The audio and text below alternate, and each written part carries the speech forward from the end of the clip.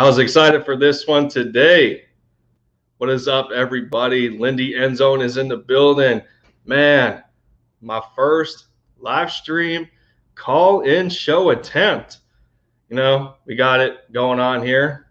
Got it on StreamYard. Man, got ourselves quite a hump day going on, I guess. Stuff dropping on YouTube and this Aaron Donald situation. The Eagles just so seem to be continued to in talks with Deshaun Watson, and not in talks necessarily, but it's rumored that there's still interest in him even through everything going on. I can't buy into any of that. But what is up, y'all? Woo. Yeah, so yeah, first live call-in. You see, I'm going to give it a little bit. Can't necessarily see if I got. I think it shows me at the top of the screen here the amount of viewers that I have. So I'll give it a minute. Give it a minute here. Wait for some people to hop on in. Give it a little bit. Big play Slay. He dropped by for a quick minute. He was in here a little bit early. What's up, my guy? Good to see you. I'm still I guess I'm still kind of in shambles after the Sixers Mavericks game that I had to do a call-in focused on the Eagles primarily. Night Inks. What's up, man? What is up? Is that a cat in the background? Nah, I ain't no cat. That's my dog. Walker. Here. Hi, buddy. No, that's my dog. I mean, I'm okay with cats. I don't got a problem with cats. I'm more of a dog person myself, but yeah, he always has to be checking out the slider door, checking on stuff outside. So I gotta be doing. It's a dog thing, Kind of likes going after the squirrels. We got a group of squirrels in the apartment building here. They kind of like nestle between the deck and the siding. There's a little crevice there, and they like to get up in there. So yeah, I mean, but yeah, guess I'm not sure where to go with this quite yet. I mean, I don't got much of a viewer base right now. It looks like I would assume Ninings are the only one in here. So I guess I'll give it a few before I dive into some things. Could you tell the dog I said hi? You got a tuxedo cat. That's cool. That's cool. Yeah. Unfortunately, my dog isn't much of a fan of cats. When my wife and I were still living with her parents, there was a pair of cats that they had, and they turned into outdoor cats, and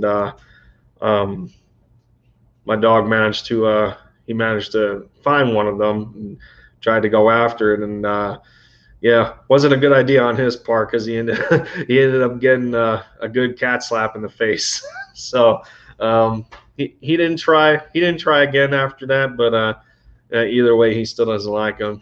So I guess for the sake of the after live, as I close out my stream eventually, I don't even necessarily know how long I don't even know how long this is going to go on for. I'm hoping I get some sort of good traction here. I haven't shared on Twitter and whatnot, so I mean, we'll see. Now, I guess not too many people like novices. So yeah, like I said, being it's my first call in, I'm still kind of excited about it. The cat slaps suck. My cat always hits me. Yeah. Yeah. No, I haven't had that happen to me personally. Uh, Unfortunately for my dog, yeah, he's um, I can't say the same. But I guess I can get into um, a couple of things here.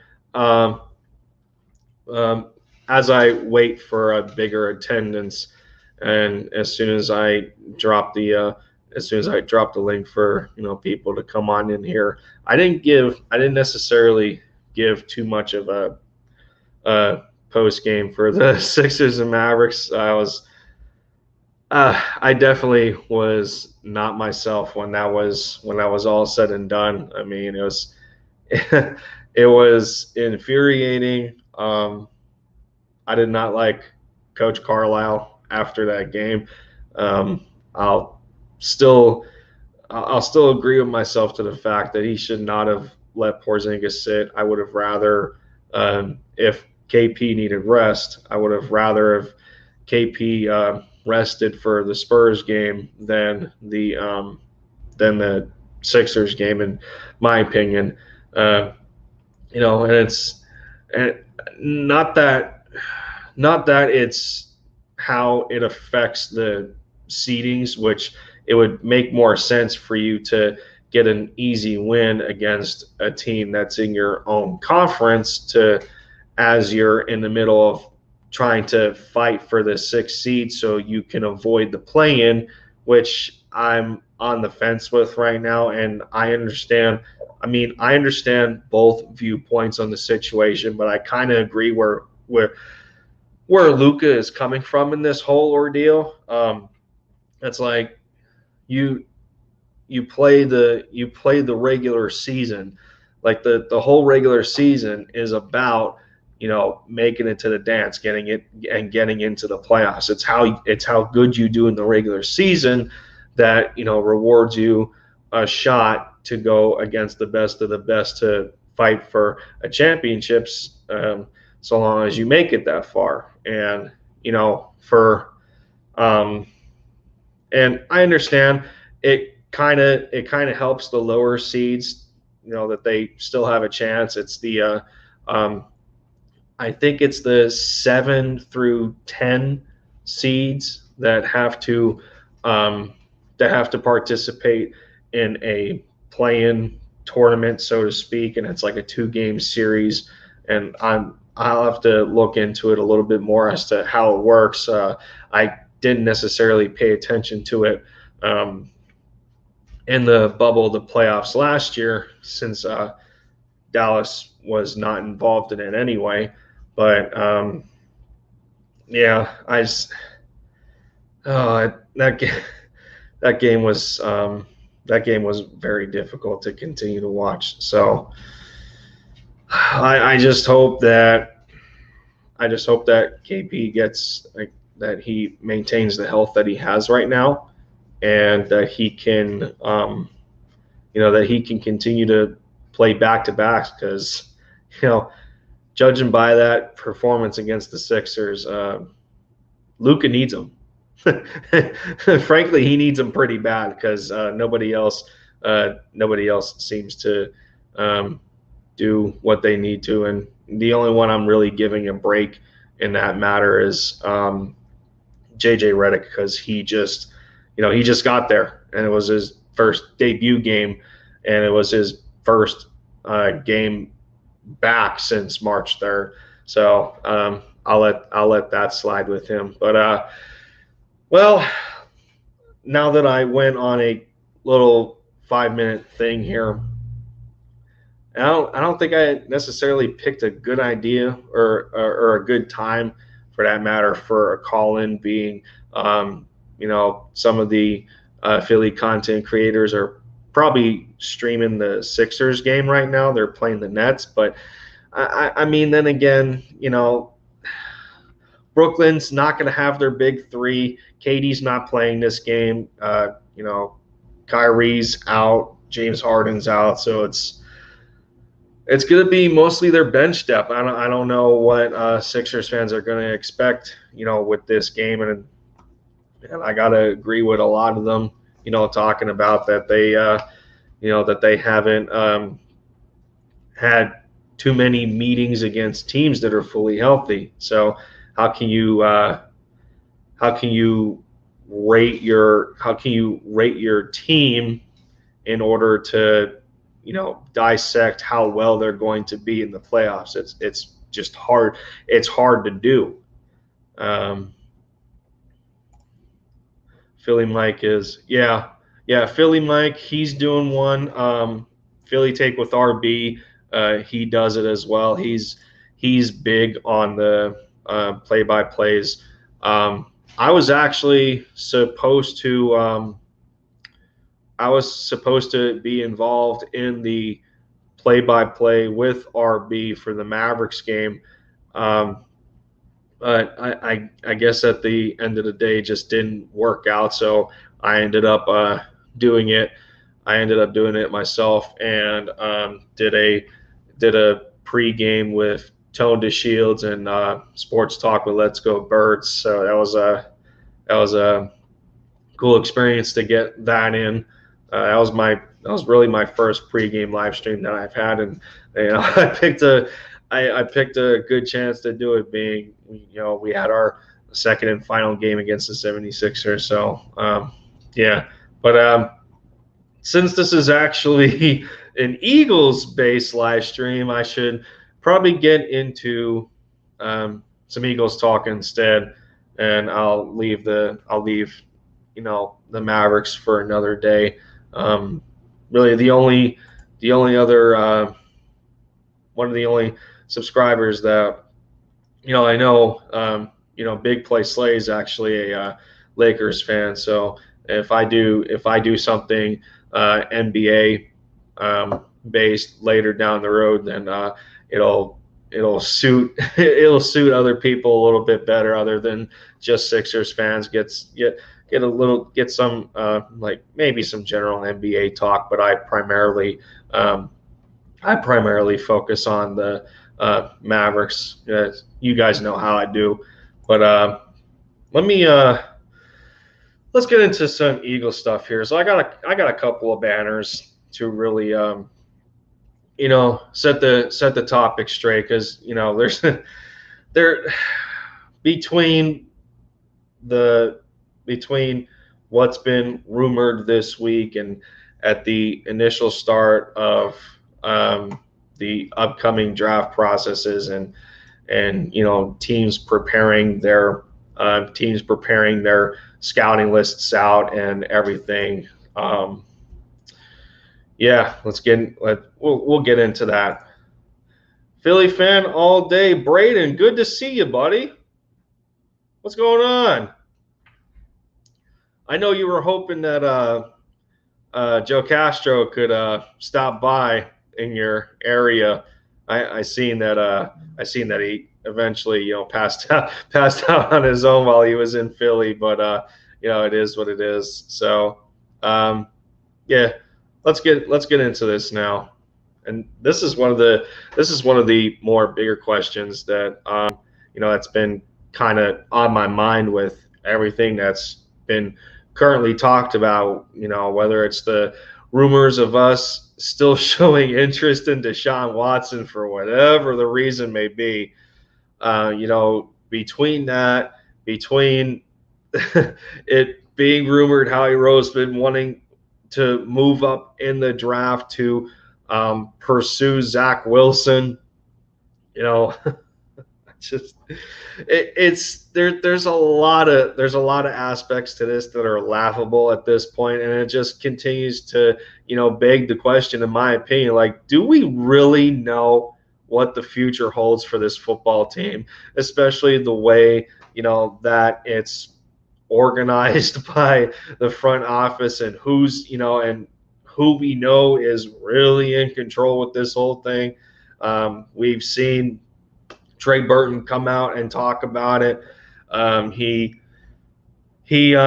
pretty much talked about the difference, between the franchises that he's played for, and basically said that it's a different atmosphere there with the the top wigs in the office and everything, that it's really not the same. It's a better collaborative effort. It's the GM doesn't control everything, a la Howie Roseman.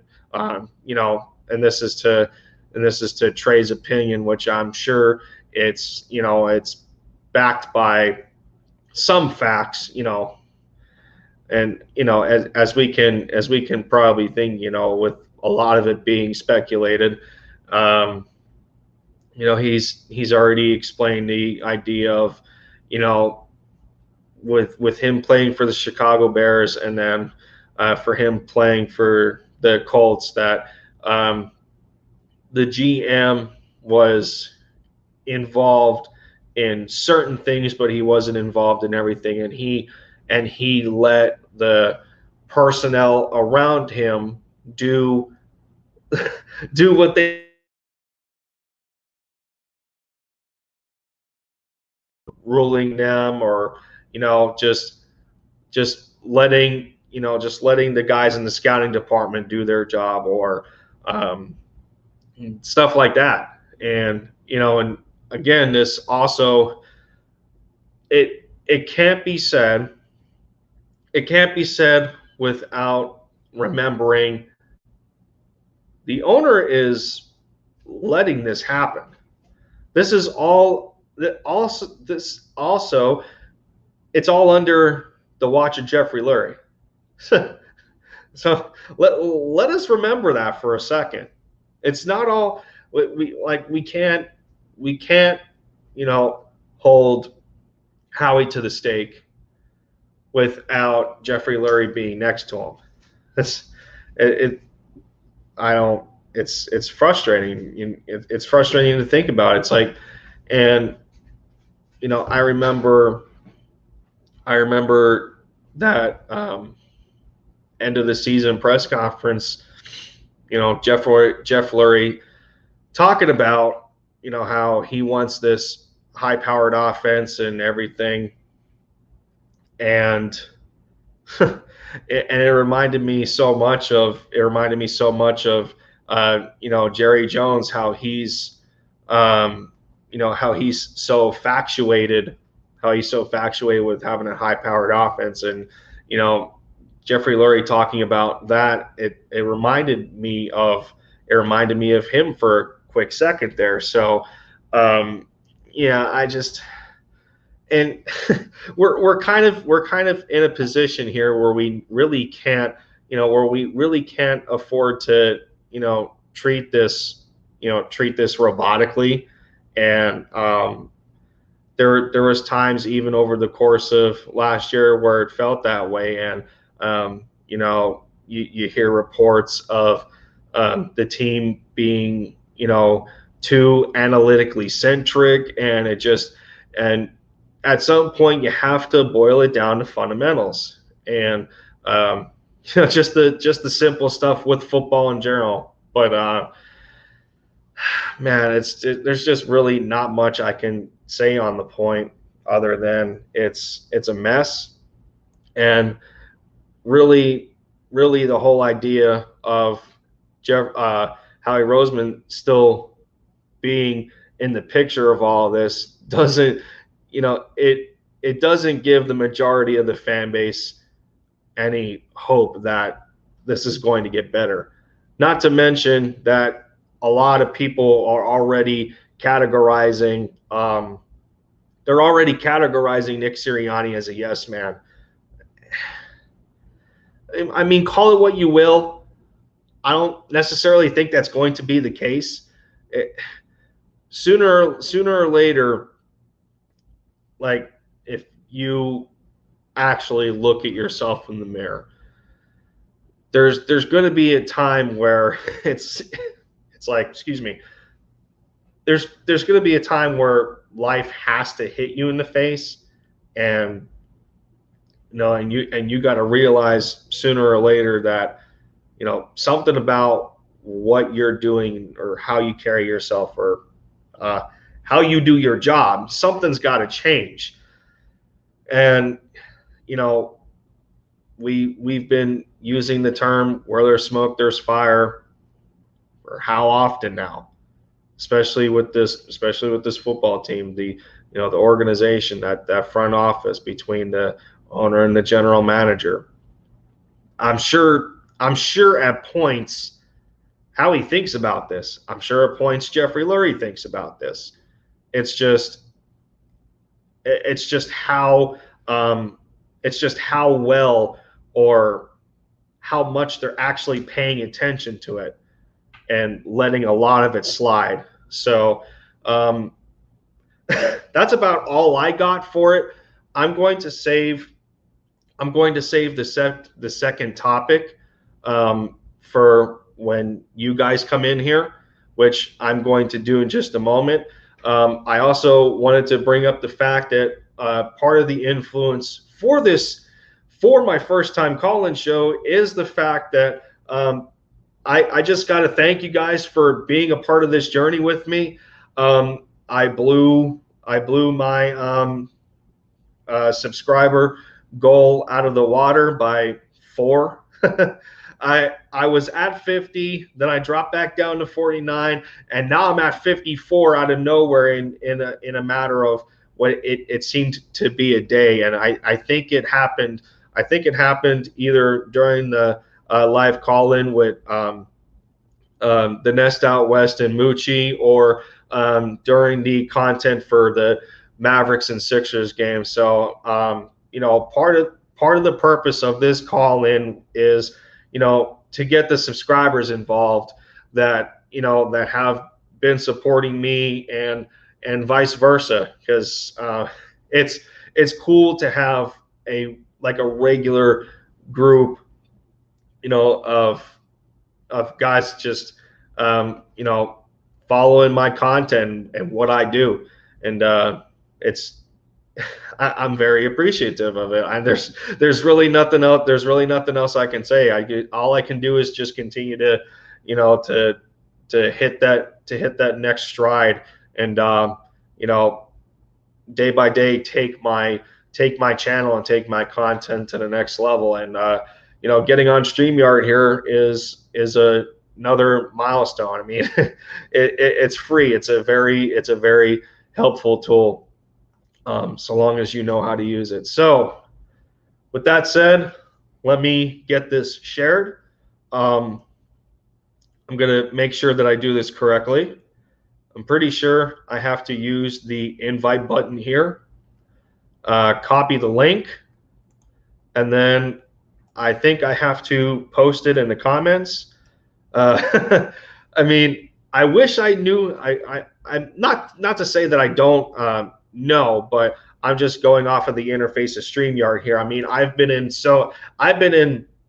as some of you guys know, I've been in so many live call-ins already, and that is kind of what helped me build my channel, is to to get out there with the rest of the content creators in the fan base and get my voice heard, with my perspective, like any of you guys that have a channel right now. You guys do the same thing. So live call-ins are, I always felt that live call-ins were beneficial and a cool experience to get to meet new people. So with that said, I won't keep you any longer. Let me try and post the link in the comments. Hopefully it will work. I think that's how you do it. So I just posted the link for you guys to come backstage. I think that's how it's done. So let me guys let me know if it worked, and I guess we will go from there.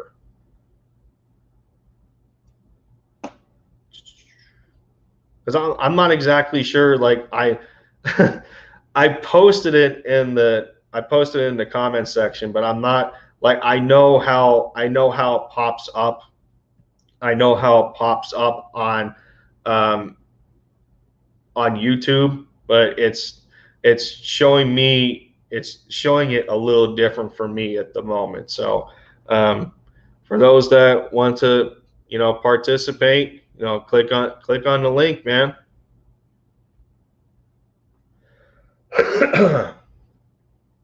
Let me see here. Oh, geez. I can't believe there's people still talking about people are still talking about Carson Wentz. Oh, geez. That's another thing that I guess I wonder about from time to time is, I I loved Carson. I loved Carson as the quarterback while he was here, but it's just it's just not healthy. It's just not healthy to keep him around. And it's just not healthy to keep him around, like to keep thinking about him. And you know, there's people that just can't seem to let him go. Like that toxic ex, I guess. You know what I'm saying? But oh yeah. Something tells me that I did not. Something tells me that I didn't post the link right. I'm not sure. Yeah.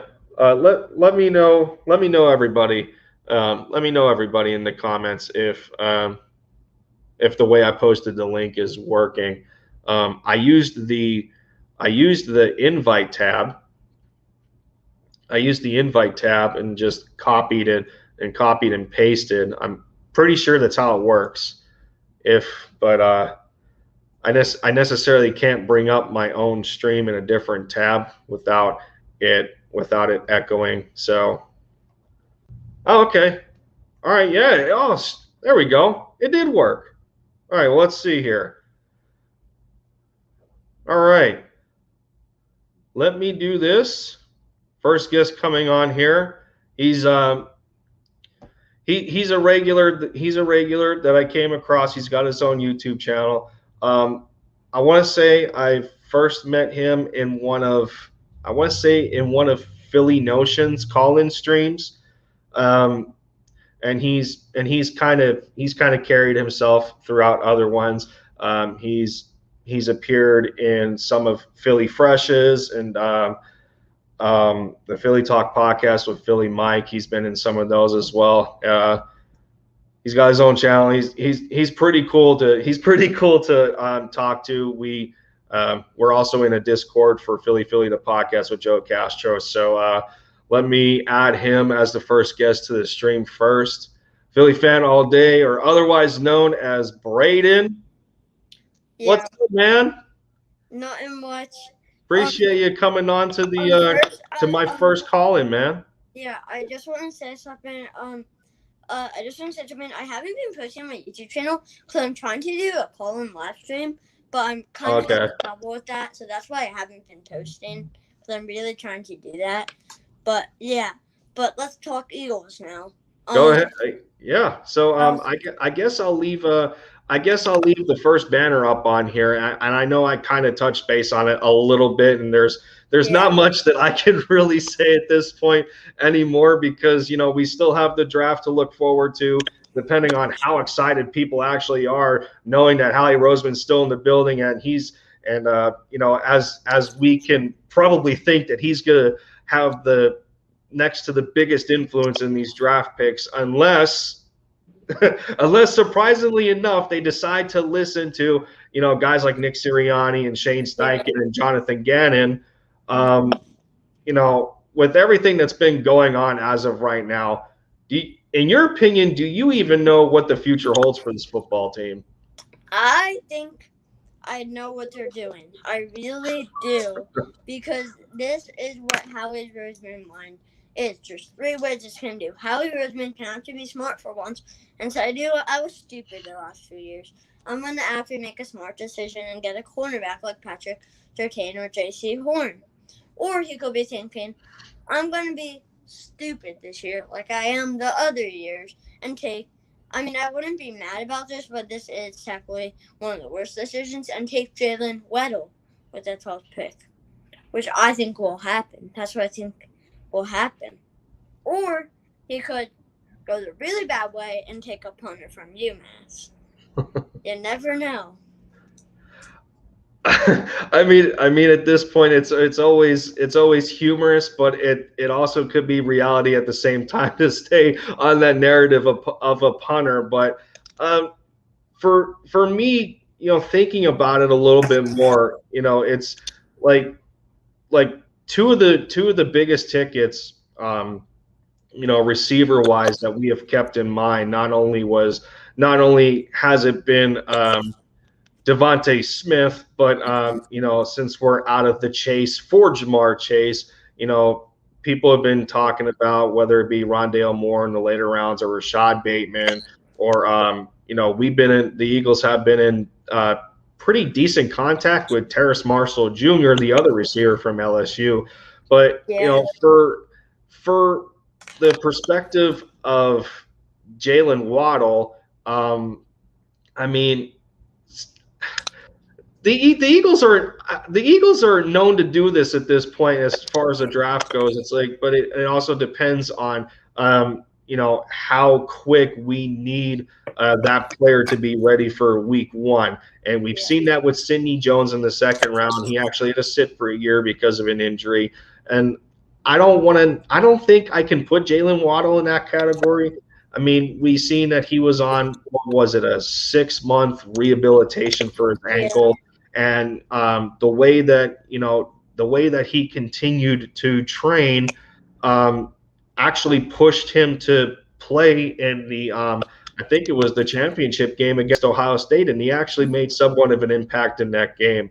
So that kind of there's an inspiration there that I know is going to carry him to be pushed to get drafted, very early in the process. And I don't think that the injury itself should, necessarily scare a lot of teams. Because I mean, there was talk of Waddle being better than DeVonta Smith, and that he was actually a bigger Heisman favorite in the first place had he not have gotten injured. So you also have to look at that factor as well.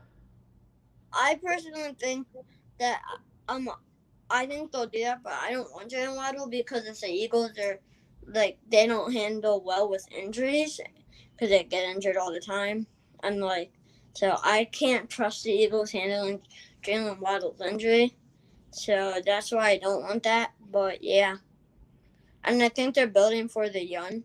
Because when you see they got rid of all their old wide receivers like Alshon Jeffrey, Sean Jackson, and people like that. Yeah. So Nidings actually commented in and goes, "Who's this?" Well, if you didn't already know, Nidings, this is he's formerly known as Braden to me, but he goes by Philly Fan all day on YouTube. He's got his own channel, up and coming content creator. That's a good inspiration to the younger generation that wants to get on here, talk about their fandom, talk about what they know of the game of football. No matter what their team is. Like I said a little bit earlier before I brought him on, I met Braden from a couple of call-in shows, and he's got, for what it is, he's got pretty good. He's got his own good set of knowledge. He's got good knowledge. He's got good humor, especially when Carson Wentz was still here. Can I tell a story how I kind of started my YouTube channel? So go ahead. Funny story. So I was in a school Google Meet because we can talk after school in these Google Meets, right? And my one friend was like, "Yo, you should start a YouTube channel." I'm like, "I'm down." And then my first video was actually in a Google Meet. So if you go back to my first video, I'm in a Google Meet on my school laptop. Well, that's cool. I mean, sometimes that's just how it starts. Somebody else actually, pushes you to do something because they see a potential in you that you don't see until you yourself realizes that, maybe I can do this. And and sometimes it takes an outside influence to bring that out in people. But let's see. Ninings goes, oh, I'm sorry, I didn't mean disrespect on that. I've never seen him a lot in the community. So yeah, but no, I mean, like I was saying, so for example, Nightings, like if you follow guys like the Philly Talk podcast or Philly Notion, Moochie Robinson has been getting in the mix. Yeah, I just talked to him a few weeks ago. Braden has been involved in quite a bit of those live call-ins. And just live streams in general. Yeah, so that's how that goes. So I'm going to bring up this next one. Now, as we know, Jalen Hurts has been embracing the challenge and this diversity that's continuing to go on with, excuse me, the Eagles, especially in all these talks about, still going after Deshaun Watson or, excuse me, or trading up in the draft for Zach Wilson, just trying to add to this quarterback factory that Howie Roseman doesn't want to see get rid of at this point. I don't buy that. I don't think that's true because why would we trade up? But also you gotta think it's Howie Roseman. Yeah. I think that Deshaun. I could see the Zach Wilson, but I don't see the Deshaun Watson. So I could kind of see the Zach Wilson, but no Deshaun Watson for sure. And I'm a big Jalen Hurts fan, probably the biggest Jalen Hurts fan in the Philly community. I think he's going to be really, really good. And I think he showed that in his first few games. And I think he can actually handle the pressure because I think he's one of those quarterbacks who have handled the pressure in college. And, so that's my thoughts on it. Oh yeah, I'm not worried. I'm not worried about him either. I mean, so the reason I have a GQ appearance in the banner is if for those that follow the channel for GQ, Jalen Hurts was actually featured on it today. It was an episode dropped on how he spent his first $1 million from the NFL. I got a minute to watch it and just observe, Jalen, not just as a football player, but as a person. And, and I always bring up just us being human to each other, just being naturally human, treating each other the way we want to be treated and, in that kind of respect. And I got to tell you, he's for his age, he's very mature. He's awfully humble. He didn't even spend all of his first $1 million. The rest of it he put away in savings. Just to give you guys just like a small little nugget on the episode for those that actually want to watch it. As we already know about the $30,000 donation that he gave to a family with that kid that fought a rare cancer that he beat. Mm-hmm. He gave them a donation for a down payment on a brand new house. He said today that he put $70,000 away for his sister's tuition to go to college. He's done stuff for his parents already, and that kind of demeanor is also going to translate to the football field. That kind of respect that he earns from, whether it's from fans and especially his teammates, that develops a leadership pedigree. And that's one thing that I really like about him already. He's like I say in the like I said in the banner here, he's he's more than embracing the challenge. He's also working with, I think his name is Bobby Stoops, Mm-hmm. a well-known trainer. He's already worked with, he's worked in collaboration with the likes of Troy Vincent and Donovan McNabb at some points. He's already worked with Patrick Mahomes. If we're talking quarterbacks, this is Jalen Hurts wanting to have the best of the best to help him in his quest to being the starting quarterback that he wants to be. He's already went through that kind of adversity, starting at Alabama, and going through 4 and 5-star recruits. We've seen that with Tua, and he goes to Oklahoma. He gets his own team. He spoke very highly of Lincoln Riley and their relationship, how close their relationship was, and just how that vaulted him to, whatever the true reasoning may be to this day as to why Jalen Hurts was picked by us.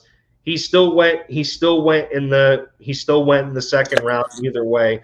Some didn't even have him graded as a second round pick. But I truly believe that Jalen Hurts is first round talent, and he definitely showed that at his time in Oklahoma. And for the couple of games that he had to come in for an injured Tua, and carry that Alabama football team. When he was a backup, he was gosh, I'm a backup. He was motivating too. He was saying you can do this, you're good. And same as a backup in the NFL, he wasn't mad about it. He was kind of motivated, if you know what I mean. Yeah, I mean, Big Play Slade here really builds on what we're talking about and saying he really is mature. Jalen's got a diverse background. He's just physically and mentally gifted from a mindset perspective. And yeah, I mean, there's no other way. There's no other way you can really put it. You would think that based on this kind of attitude that he's already a seasoned veteran in the league. So, having that kind of foundation this early, you're only going to build admiration for not just the organization that you play for, and them having the capability of building trust in you, but the teammates that you play with as well. And we've seen that in short glimpses last year in the 4 games that Jalen Hurts has had to come in. A lot of these younger players just revolved around them because really a lot of those guys were rookies with him. So they got into this mentality that, hey, we're in this together, and we all have to show our own impacts on the football field, because come next year, we don't know whether we're going to get cut or not. So we gotta ball out as best as we can, and really make this a complete collaborative effort. Yeah, agree. But I'm not sure how I'm going to carry the rest of this. Let's see if I can. You could get Big Play Slate and everybody's backstage on at once, and we can just talk. Yeah, I think I have that idea. Especially for this being my first call in. I don't think I'm going to keep it at a limit here. Being my attending audience is kind of small to begin with, so you're growing. You're gonna get there eventually. Oh yeah, I'm not really worried about that, to be honest. I mean, I just make content to make content and get my opinions out there and whatnot. I mean, frankly, it's just up to you guys whether you like it or not. And the best way you do that is just by dropping a subscription or likes on the videos. So it doesn't, at the end of the day, it doesn't really matter to me. I just love talking football and supporting the teams that I love to do. So we're gonna keep this going. I'm only about keep up your Mavs work, because I like watching those, because it's something outside of Philly, so I like watching those. Yeah, it's different. I knew when I started, as I transitioned as I transition Big Play Slay in here. So it's kind of a different setup. But I knew as soon as I was gonna start my Mavericks content that it was gonna be a little bit weird that I'm an Eagles fan, but I like a Dallas team. So it's like, well, wait a minute, it's throwing people off. And then I bring up that I'm an Atlanta Braves fan, and it's like, oh, the Philly fans getting,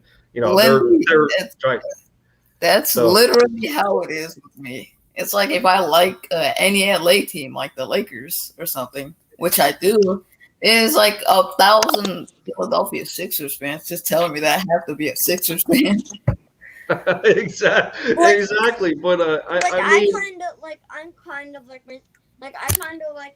the Panthers as much as the Eagles, and like it's like the same with that. Like it's like, yeah, if you're like, it's like you have to be a fan of the Eagles and the Eagles only. Yeah, I mean, I've seen that before. There's people that have an NFC team and an AFC team. I mean, Big Play Slay would know who I'm talking about, and I think you would too, Braden. But infamous 2K, he's already converted to being a Colts fan. So because he had to follow Carson Wentz out the door. But I mean, that's not the here nor there. But in all honesty, growing up, I was a 76ers fan in large part because of the answer in Allen Iverson. He was my hero growing up and playing basketball, and being as athletically he had it, but he was underrated at points in time. And you see this guy coming into the league that's 6'1", and how is he going to grow and mature into this mid to late 90s era, and how his skill set translates to the NBA with the game of basketball. And he turned out being one of the greatest pound for players of all time. And he meant so much to me growing up. And I remember, late nights when I had to go to bed for school, I'd be watching the Sixers when it was still Kyle Korver and Andre Iguodala on that squad, and Iverson setting up Iggy for alley-oops and everything when he had hops. Like, Iguodala was a ridiculous dunker at that point in time, and I'm talking like 2006, around there. I remember those days. But as soon as Iverson retired, it's like it's like my fandom kind of went with him, because I was torn between the Sixers, and then I was a big fan of Dirk Nowitzki. So I kind of transitioned to following the Dallas Mavericks. Vince Carter is one of my all-time favorite players. He ended up being one of the greatest sixth men in that franchise history. I mean, the numbers he put up in 2012 and 2013 to be in that contention for sixth man of the year was ridiculous. And we're talking about a player that continued to go on until he was 43 years old, playing in 4 different decades. It's just, I'll never forget it. Yeah, Lindy, I honestly don't want to cut you off, but I have to go right now. I'm going to come back in like 5-10 minutes. Yeah. All right, no big deal. No big deal, man. You do your thing. I'll still be here. So it's like I'm only 48 minutes into this joint. So this stream is kind of turning into just a general whatever you want to talk about stream, kind of. I guess so. I mean, yeah.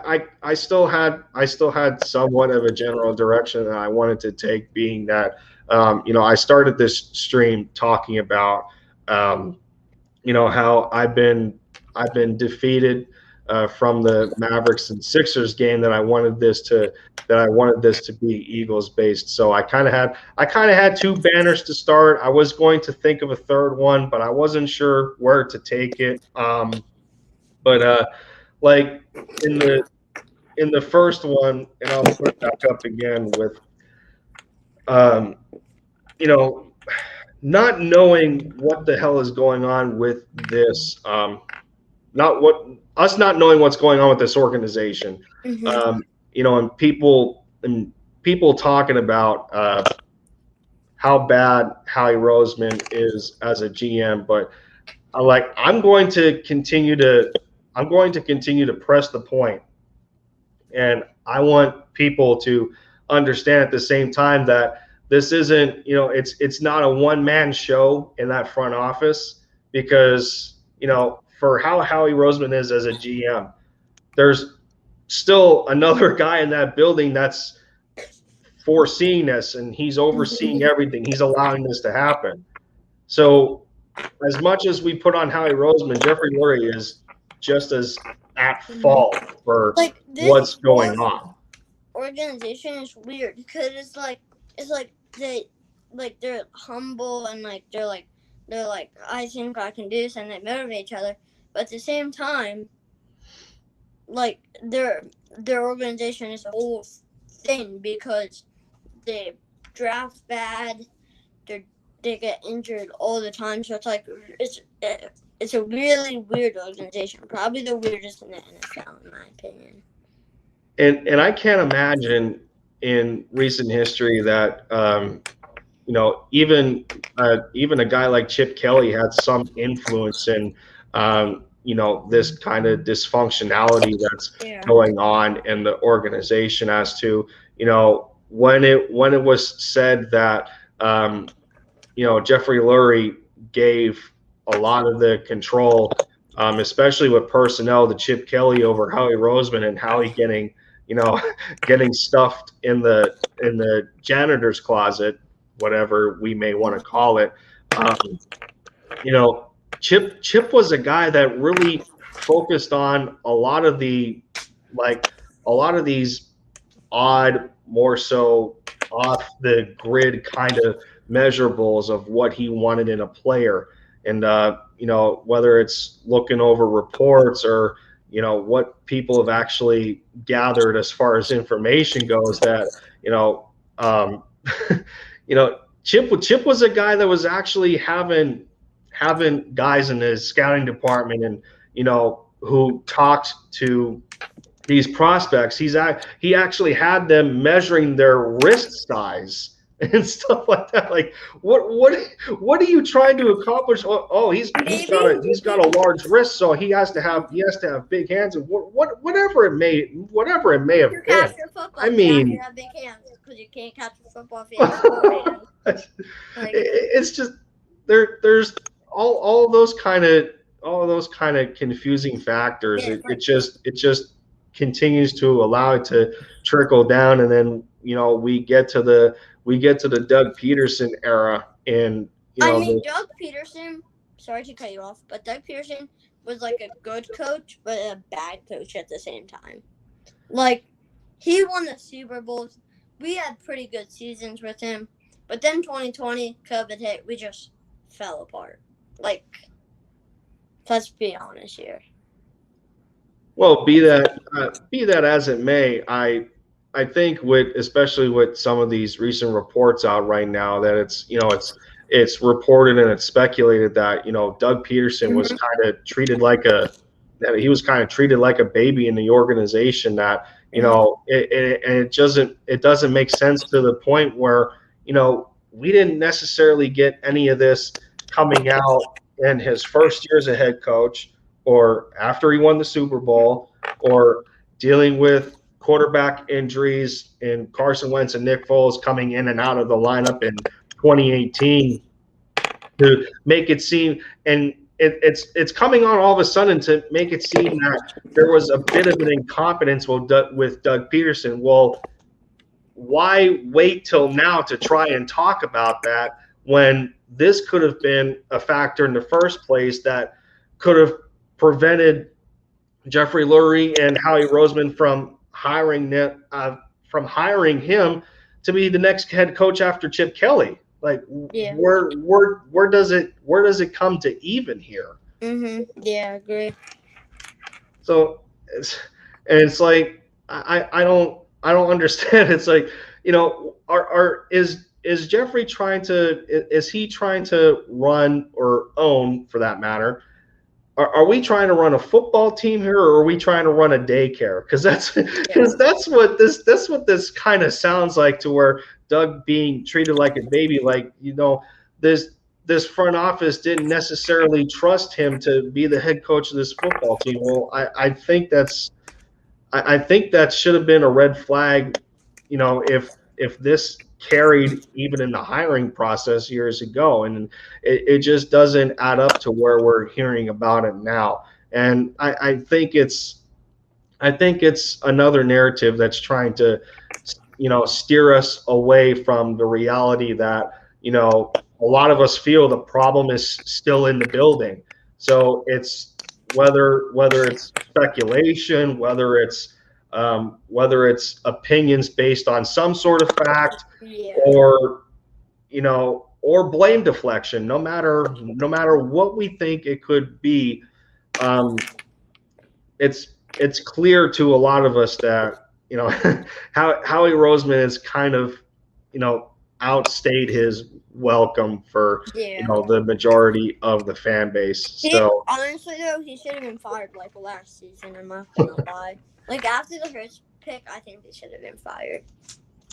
And it's a shame as to how close of a relationship he has to Jeffrey Lurie in the first place, or as to so far of what we think, and it's kind of apparent at this point. What else was I going to bring up? Oh, the fact that, well, he kind of has no choice to do his due diligence this year, because it is the last year of his contract. So it's there. He's got to really win a lot of this fan base over, and the draft is, I think, if not one of the of the biggest importance or priority to not just the football team but the fan base in general, because we're hoping that we finally hit on almost all of our picks. And again, it's of the lowest probability that a football team hits on every single pick that they use. And we can't go into this draft thinking that Howie's going to use all 11 draft picks. I'm thinking there's going to be a draft day trade. It was rumored at one point that the Eagles and Bills could be in talks with a Zach Ertz trade at draft day. Zach Ertz for the pick, right? I'm guessing Zach Ertz for the pick. I would have to imagine so. I necessarily didn't look into it much. I have no clue who's on their team. They could be trading Zach Ertz and the pick for Dawson Knox and the pick. Dawson Knox, well, because it's tight end and pick for tight end and pick, and Dawson Knox is a little worse than Zach Ertz in my opinion. Well, let's see here. So I'm actually going to look him up, Dawson, because I want to know how old he is, because I don't know if he's 24, 25. Yeah, so we're talking about a tight end here who's he's only played he only has 27 career games under his belt. So I mean, I'm like, what is it on their team that the Eagles will be willing to give up for Zach Ertz? That's a player and a pick. Yeah. And that's the only thing that the Bills would kind of make sense to do, because who else do they have on their team that we would really want? I'm not saying really. So that's the only thing I can really think of. Yeah.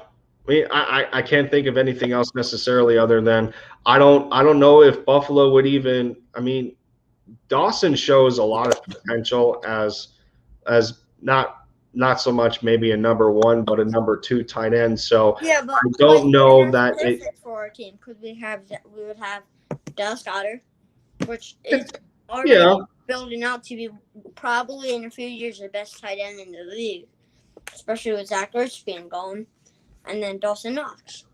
Yeah, well, I think in my opinion, I think he's a little closer, and I think Dallas is a little closer in his development as far as being a number one tight end. I think he's a little bit closer.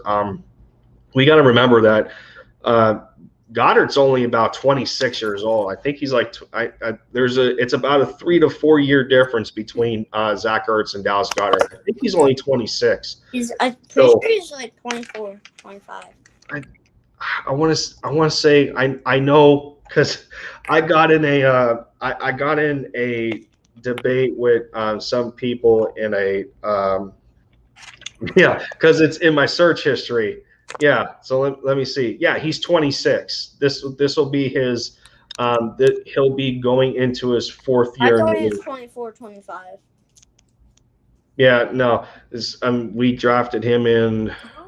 We drafted him in 18, and he was 24 then. 22 at the time. So yeah, Goddard's 26 right now. It's been 4 years since 20. Okay. Yeah, so I mean, I'm like, time flies by. That's what I'm saying, especially with us winning the Super Bowl. So even in like general, like with COVID and everything, yeah, time's been flying by because you really have nothing else to do except go on YouTube and like talk about Eagles and stuff. yeah, it definitely did. I mean, and you know, we talk about Zach Ertz, and I feel that if we don't find a suitor for him, his best bet might even be, you know, staying in and playing out his contract. Now, I don't know how good of a chance that is going to happen because, you know, as we know in the NFL, when players reach that threshold between 29 to 31, they're looking for that last payday. And because Zach necessarily hasn't gotten it yet, nor do we even really think that he's going to get it in Philadelphia, I think that's part of the reason that, you know, I think that's part of the reason why he's been in such a conflict with, you know, the front office, especially Howie Roseman, to try and get a deal done. I just thought about something. Would the contracts match up? Being the Eagles and they're stupid, what if they traded Zach Ertz and the pick for Deshaun Watson? Oh, geez. Well, because the Texans need a tight end. And they haven't had a decent tight end since CJ Fedorowicz, and he had to retire prematurely because of concussion issues. So that is true, but like that could actually happen now that I'm thinking about it. Yeah, we would have to. Deshaun Watson, but would the contract match up though? Yeah, we would have to give up a lot more assets for Deshaun Watson. It could be in. I'm sorry to like backtrack it, but I like Travis Fulgham a lot. I don't know what we're doing with him. Did he get cut?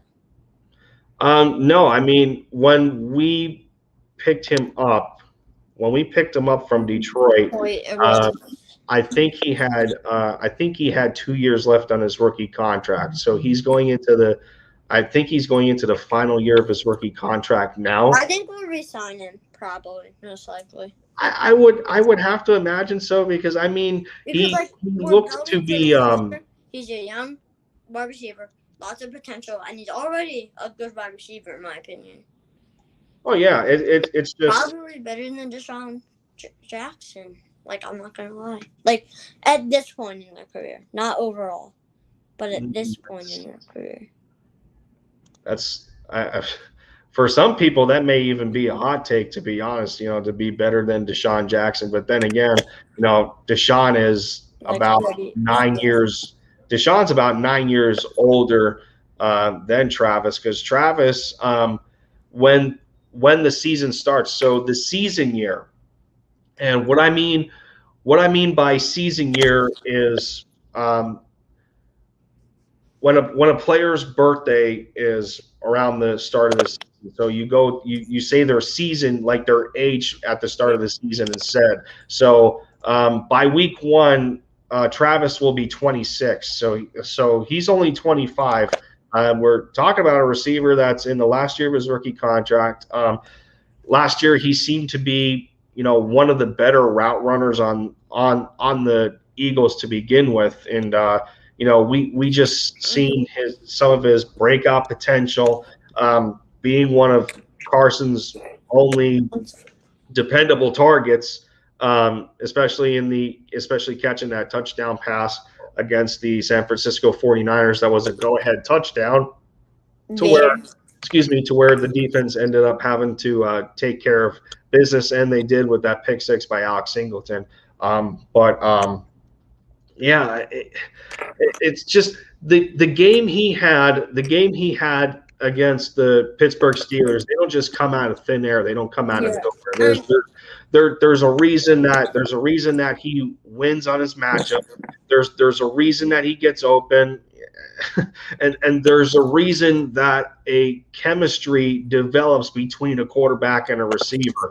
And between the other guys on that field and on the roster, for whatever the reason was, Travis Fulgham looked to be one of the most connected guys on the field to Carson Wentz from a wide receiver perspective.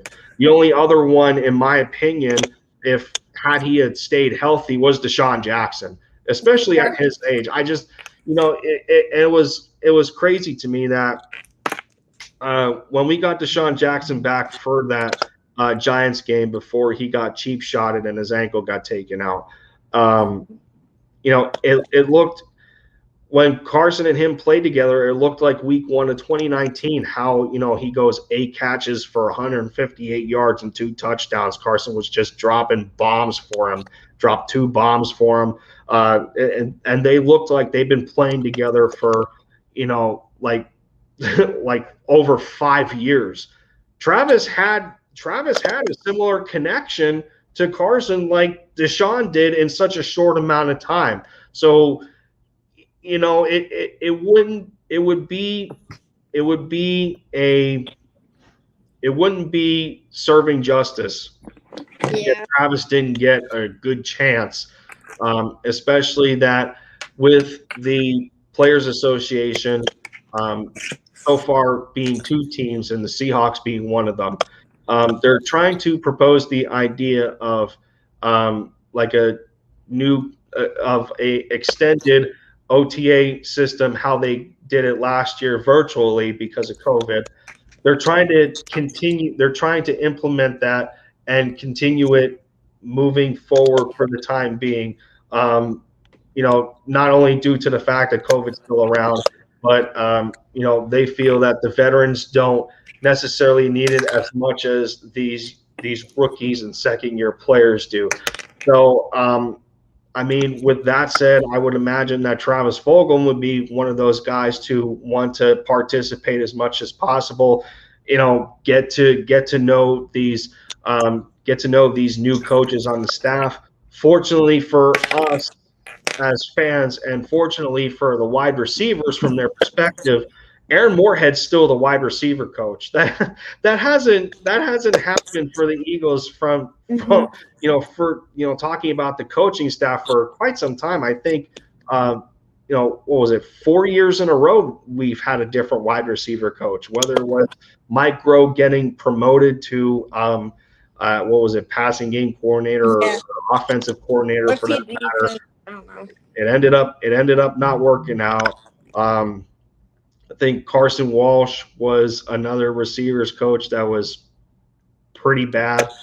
It was Carson Walsh because he was terrible as a receivers coach. And then Corey Undelin wasn't the greatest for the secondary either. And then Marquand Manuel eventually became part of the trend as well. So I can interrupt you, but I kind of have to go, but I'll be back in like 20 minutes. All right, that's fine. If you're still live in 20. Yeah, well, I guess we'll see, depending on how the viewership continues and whatnot, how long I'll be able to carry this on for. But yeah.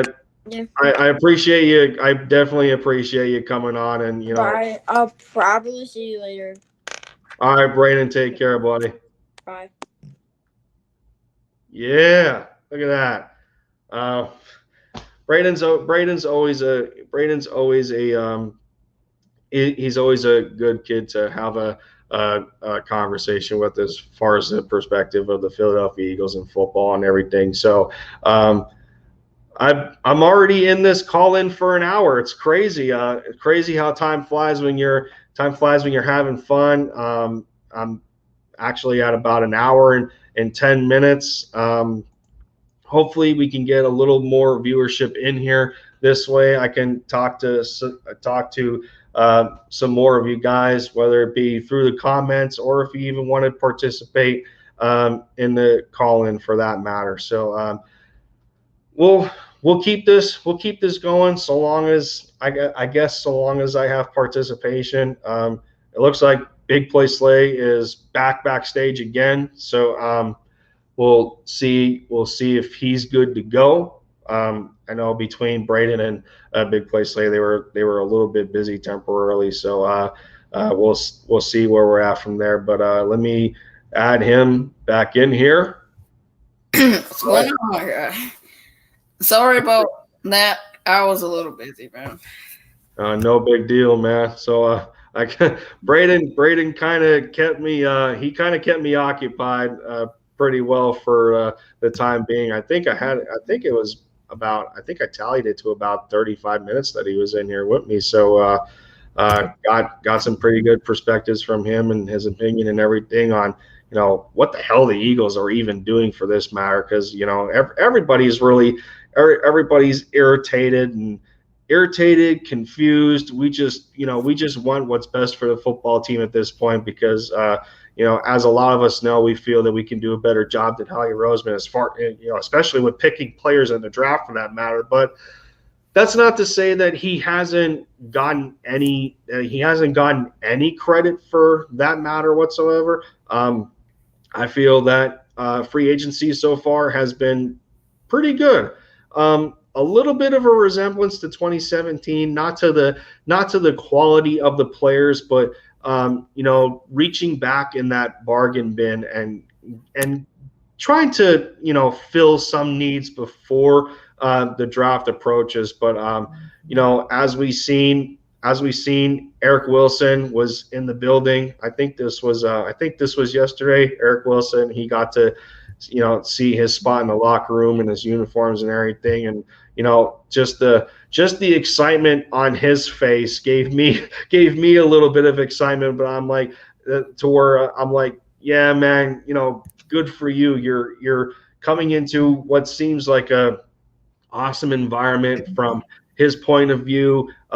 He has very good familiarity with the likes of Jonathan Gannon and linebackers coach Nick Rallis, who's only 27 years old, may I add. And for those that have watched the press conference, the introductory press conference for Eric Wilson, he had some high regard for not only Jonathan Gannon, but his linebackers coach as well. And Eric seems like he's got a chip on his shoulder. And so I'll get your take on that, to kind of take the call and the stream in a little bit of a different direction, and dive in on some of the players that we have acquired and whether or not it impacts the draft. So I know you are a fan of us bringing in Eric Wilson, but in your opinion, how much of an impact do you really think that he's going to have, and how his chemistry is going to project out to be between the likes of Alex Singleton and TJ Edwards? I honestly really think he's come into a great situation. It's not that it's like horrible linebackers by any means. It's just that he has a great situation. They gave him a good deal. It's a 1-year deal. It's pretty much a prove it deal. And if you play good, you earn a bigger contract. And I think he came into a perfect situation. I don't know about the front office and those regardments, but yeah, but the coaching staff is a really young coaching staff We got great innovative people. They can develop him, be a better linebacker. He can fill a starting role right away. It's a great pickup. It's a great situation. It's really good for the player. And I think he'll contribute from day one. I mean, that's how it seems to be at this point right now. I mean, especially with us getting to know Eric not only as a player but as a person, and I dropped this in one of my comments on the video that I dropped about us acquiring him, and I know you commented on it, and I talked about how some of these guys coming out of college that go undrafted, they come in with a chip on their shoulder, that underdog mentality, and learning about him and the answers that he gave, and some of the good questions that that the Philly media has asked him at that conference. We're talking about a player here who's only 26. 26 years old. I mean, at least we're staying on the path of youth here, and that's a good thing. And that's not to say that guys like TJ and Alex are old, which I think they're all around the same age, if I'm correct on that. Yeah. But just learning about what Eric did, what Eric was able to contribute for that Vikings defense. Now, if we remember, that defense lost Anthony Barr and Eric Kendricks at one point. Two big staples to that defense. And Eric came in. He has talked about his versatility, how he can go out there in coverage. He can stop the run. He's gonna prove the doubters wrong with that. That's one of the that was one of the knocks on him, is that he's not good in the run game. He's determined to prove people wrong with that. He's been in blitz packages, getting some sacks, forced fumbles, fumble recoveries, interceptions.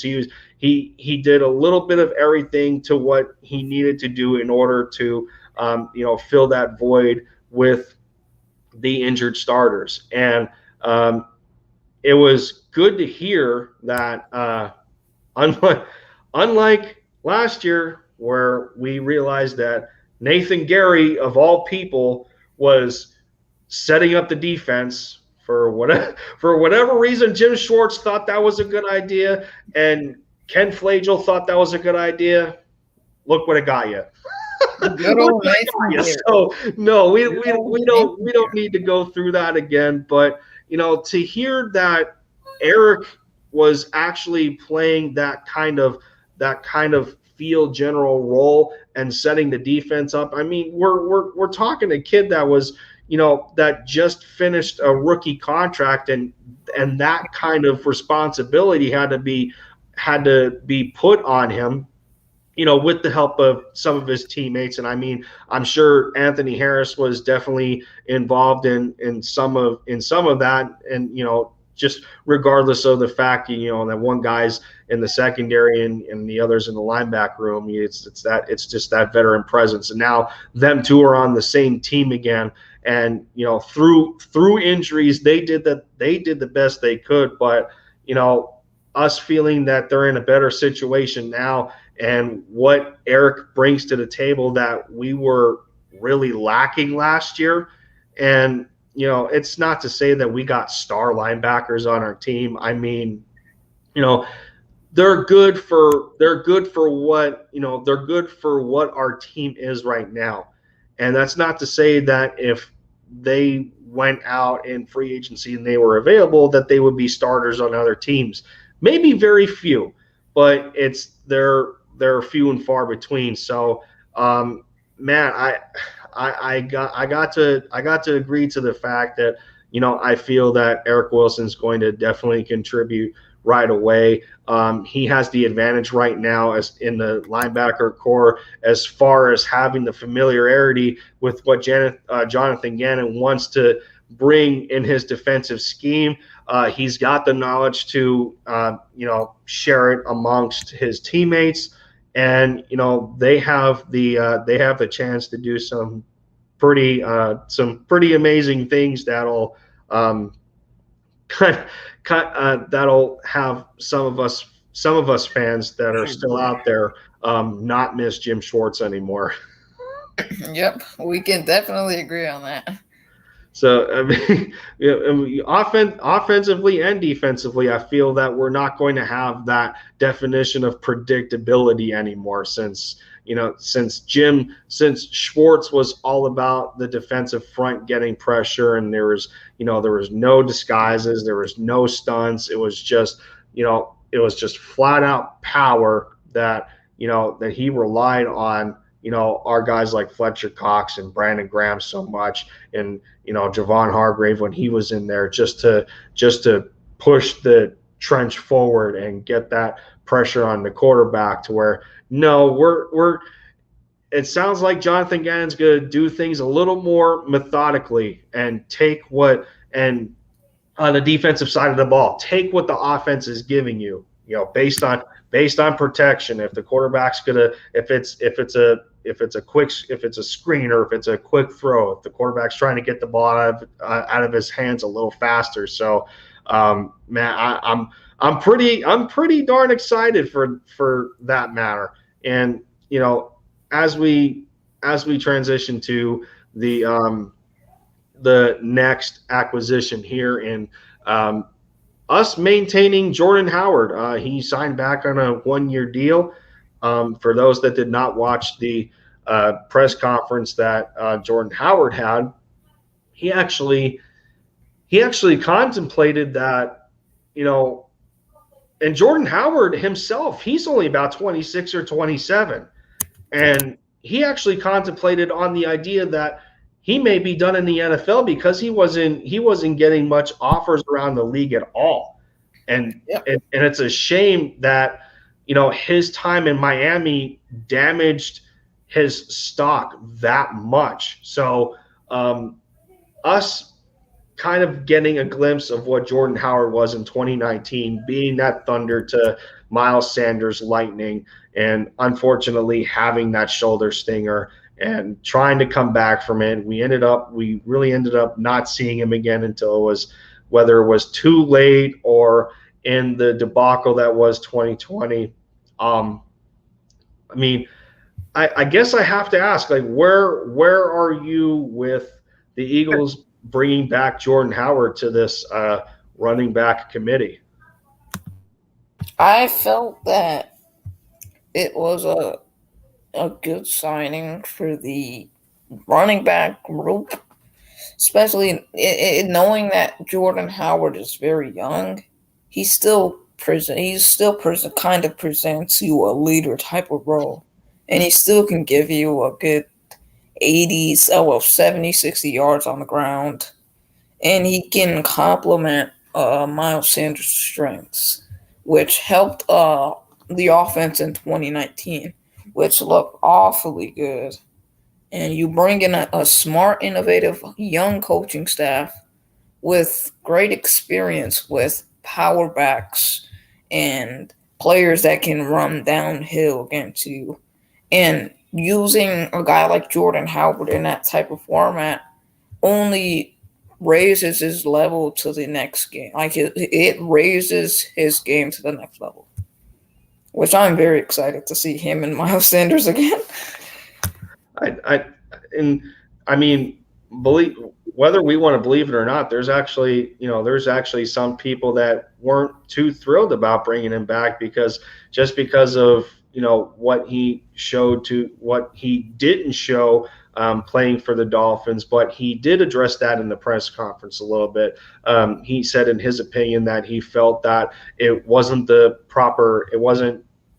much the kind of fit that that he was looking to participate in that offense. He wasn't really used right. He was just used in very few short yardage situations, or like just right on the goal line. It's like, he's worth a little more than that. And you can call it what you want, but between the amount of time that Jordan Howard missed and for how he wasn't utilized in that Dolphins offense, Jordan Howard for his career is still averaging 4.2 yards a carry. Wow. That's pretty impressive, honestly. It's pretty impressive. I mean, we're talking about a running back who was considered to be, top 5 in the NFL at one point with the likes of Ezekiel Elliott, and I think this was when Alvin Kamara was on the come up, and I think Dalvin Cook was in the mix too, and guys like that. Jordan Howard was up there. For his time in Chicago, he posted almost 3 straight 1,000-yard rushing seasons in a row, and the only reason that he wasn't able to do it in 2018 was Jim Nagy was actually trying to transition to a different style of running back in Tariq Cohen, to where there was a bigger split of carries, but through that, Jordan Howard was pretty close to 1,000 yards. I think he had about in the 950 range, and this was through Tariq Cohen being featured in the offense gradually more than Jordan in the first place. So, I mean, that kind of talent just doesn't go away, and for us to have what we hope is an offense that's a lot more supportive to the run game and is less predictable and is going to take Sirianni and Shane Steichen are going to work together. They're going to take what the defense gives them. They're not going to make this robotic and base a lot of it off of analytics. Like, a lot of Sixers fans used to, and this wasn't talked about a lot. And I used to think about this in the back of my mind, when people complained about the Eagles and their offense, how often it was. Let's not forget how similar it was when, in the trust the process regime, when Brett Brown was still in Philadelphia for the Sixers, how heavily they relied on analytics.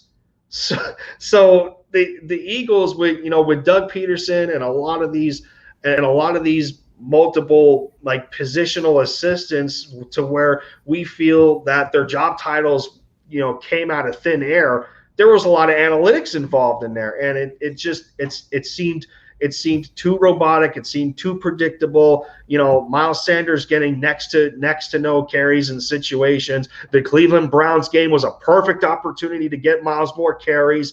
The weather conditions were perfect for running the ball instead of throwing. It was wet. It was raining. Seattle game.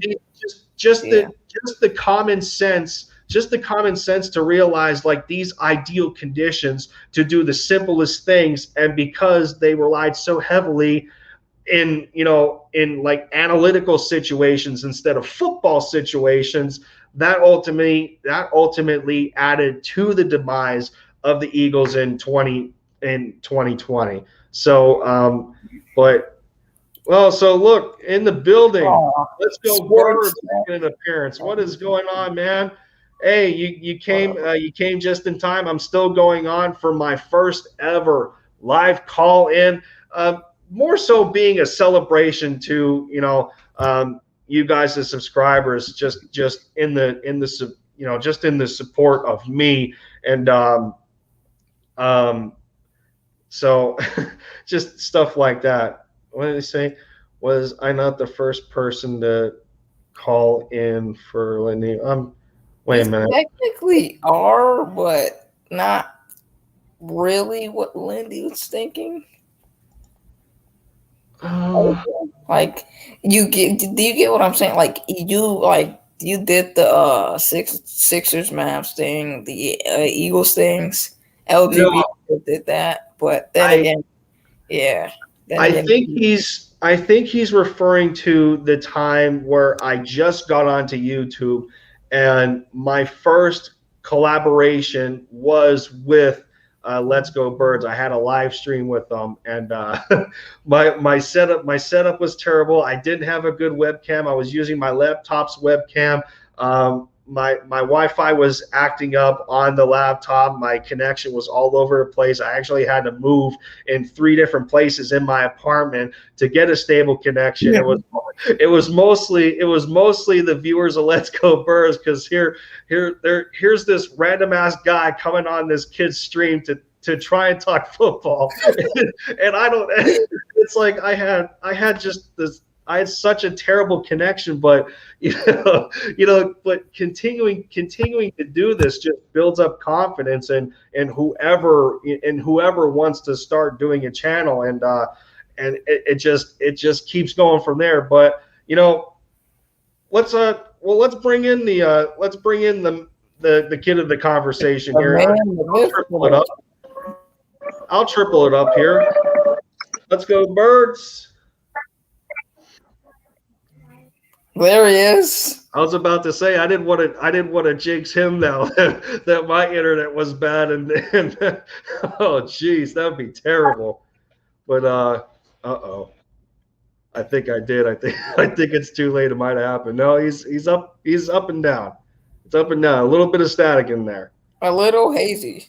A little bit. He's muted as well too, so I guess once that's figured out, we can get something going here, because I thought initially that he would be streaming the Sixers and Nets game, because I know Philly Talk Podcast is doing that right now, and Philly Take with RB is doing it. So while he's doing that, so Lindy, I haven't really. I don't know if any Eagles content creator has mentioned this. I think some have mentioned this record for the Eagles next year. So for those that didn't see, or didn't get to my channel a little bit earlier, I think this was a couple of months ago, where I did a way early record prediction for the Eagles in 2021, and I broke down the schedule and everything. And this was before I had a recording program, and a program came with my webcam, so I'm actually able to share the window that I'm looking at. And I actually did it while staring at the screen, and people are probably bugged out, like, what the hell is this guy looking at? So I did a way early schedule prediction based on our opponents, and for whatever reason, we still have one of the easiest schedules in the NFL. I don't know how that came about, but that's where we're ranked. I think I want to say we're 29th in strength of schedule, something like that. Exactly. I think it's 29th. So we still there's a Tampa Bay game in there. There's a Kansas City game in there. Yeah. There's a New Orleans Saints game in there. Yeah. So I mean, well, then again, because Drew Brees retired, and this was before I even knew about the retirement of Drew Brees, because it was awfully early. But I had a best case scenario and a worst case scenario. So the best case scenario, I had Philly winning at least 7 games, because a lot of people want to look at a record and say, because they're below 500, it's like, oh, their year was crap. But at the same time, they're not adding context to it. You can have a losing record, but it doesn't look as bad when the team plays competitively. Like if you're in close-knit games and there's some competition being showed by some of your rookies or your second-year players, and the development that you're seeing on the field, because that's where tape shows everything. So the tape that they're putting on the field, that's what you want to see. So my best case scenario for them, being that the season escalated to 17 games instead of 16, I think I had them going 7-10, best case scenario. Worst case scenario, I had a similar result to 2020. At the worst for but I left it at 5 for good measure. So I have them at most winning 7 games. I 100% agree with that. I want to see how the season plays out. You have a young team, you got new players, new faces, a new coaching staff. It's exciting. Like, you want to see development from your players. You want to see energetic fans in the stadium coming to games, knowing that they'll get a competitive Eagles team going up against Kansas City, going up against Tampa Bay, showing their might, showing their guts, just putting themselves out there. Like, we may not be good now, but we'll definitely be good in the future. Oh yeah, and that's one thing. That's one thing that's going to go underrated going into the 2021 season, is that we're actually going to have an attendance at the Lynx. So home field advantage is actually going to be a legitimate thing now, and not like it was last year, which I'm sure was pretty weird for the players in that respect, unless they were celebrating in front of a giant screen where they're getting recorded and it's seen on national TV for that matter. But yeah, Philly 500 could not stand those cardboard cutouts. It was very weird. It was very weird, especially for basketball too. But yeah. So I see. Yeah, LGB is. Well, LGB is actually commenting. So I mean, yeah, So- what's going? Yeah, what is going on? Because his quality is really never this bad. So I'm trying to figure out, unless he's in a different room in his house where the Wi-Fi reception isn't as good. That's my only guess if you're working off of Wi-Fi. But he's getting a little bit. I don't know. It's watching the Sixers game. Oh, I think that's that's probably taking up the Wi-Fi then, unless it's direct connection. Yeah. Because I actually have a LAN cable. I'm actually through LAN on my laptop now because StreamYard was trying to tell me that my connection was unstable at points when I'm literally not even 10 feet from my router at the moment. So I just grabbed an Ethernet cable and plugged it in. But yeah, so so looking super hazy right now. I don't even know how people are watching the Sixers and Nets game anyway, because nobody in the big three is playing. Kevin Durant's not playing as far as I know. It's like, I don't know what they expect. I thought it'd be pretty funny if the Nets upset them. I thought that would be hilarious. That's Kyrie's playing? That's it? Is he? I thought he stepped down for for a temporary period of time. He was talking about something personal, or I can't remember what it was. I don't think it had to do with the incident with Dennis Schroeder and when they played the Lakers, but he was talking about something of that measure, that he was going to sit out for some games while he deals with personal matters. But I guess that's besides the point. So he is playing right now. Man, that's the confirmation right there. Yeah. So Night Inks is keeping track of my situation right now, saying that I got 8 likes and I did pretty well so far. So yes, shout out to you, Night Inks, for letting me know what's going on. just doing my thing on here, trying to get Let's Go Birds a little bit more stable, so we get some more insight and opinionated voices for our favorite team, the Philadelphia Eagles. Let's see if he is good enough to get his view on what's going on. So earlier I talked about Jalen Hurts was on an episode. Jalen Hurts was on an episode of GQ today and explaining how he spent his first first $1 million. And man, I'll tell you what, he's embracing this challenge even through all the issues I'm sure that he's going through with this front office, and the speculation of us trading up for Zach Wilson, between that, us still being interested in Deshaun Watson, my goodness, is he?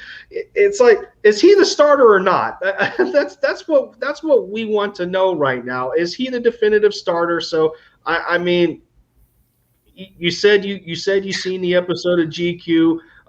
Did you take anything away from that in your point of view that you feel is going to translate to the football field, and how Jalen Hurts is going to how he's going to not only physically but mentally and emotionally play the quarterback position?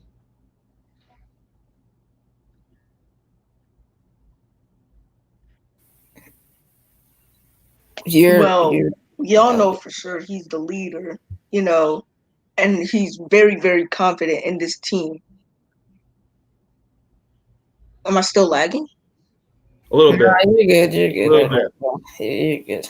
But we all know his confidence in this team, All right. And like you said, the L's, don't really matter unless the score is really, really close and it's a competitive game. And Jalen's competitive, personality is going to fuel this team a lot. This young team, that's what they are right now. They're very, very young, and they can compete. And we'll see if they can, maybe make the score closer than we ever expected it to be. And Jalen Hurts can, make his competitiveness and his confidence lead this team to a, maybe like a 9-8 season. Yeah, you never know at this point. I mean, we're talking about a rookie last year who, as much as Carson Wentz couldn't stand getting benched in his own right, Jalen Hurts even hated the idea of getting benched for Nate Sudfeld in the last game of the season. I mean, as far as motivation goes, I mean, you have to imagine. I mean, that's not right. That's pretty crap. He even said that on the sideline. His mouth was voiced out, and you can tell what he was saying, and he even said, "This isn't right." Apparently, Doug just wanted to give Nate Sudfeld reps because he felt like it. Well, according to Jeffrey Lurie, that Nate Sudfeld had the best deep ball on the roster. whatever down the field, he threw an interception. So I don't know where that take came from, Jeffrey Lurie. I don't know. Whatever we want to take from that, it's not the overthrown ball right to Cameron Curl. Yeah. Well, Sudfeld's best deep ball is in San Fran now, so that's not the here nor there. I mean, he can give some competition to Jimmy Garoppolo for all we care. But it's, I mean, and I didn't even I don't even think I touched base on the same question with you either, Big Play Slice. So I mean, when we talk about, when we talked about this and how humble we feel Hurts is as a quarterback, and and I guess I'll just flip the question to you now and keep it the same. How do you think this is going to translate to the football field?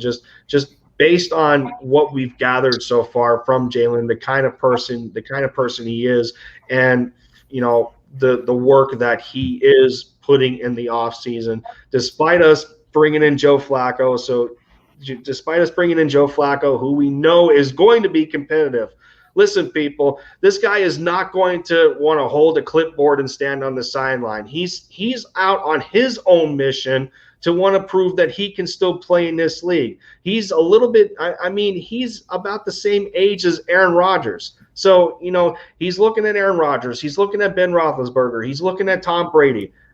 It's a different mindset at that point. So with all of that going on, Jalen Hurts is up against it as a second-year player with a small sample size in one of the most dysfunctional seasons for the Philadelphia Eagles. So I mean, the bar is set pretty high here. No matter how we look at it, and you know, everybody's really pushing for Hurts to succeed. So you know, how do you think this is going to carry from the way the last season went, and you know, if he remains the starter? I mean, what are your expectations of Hurts for the most part?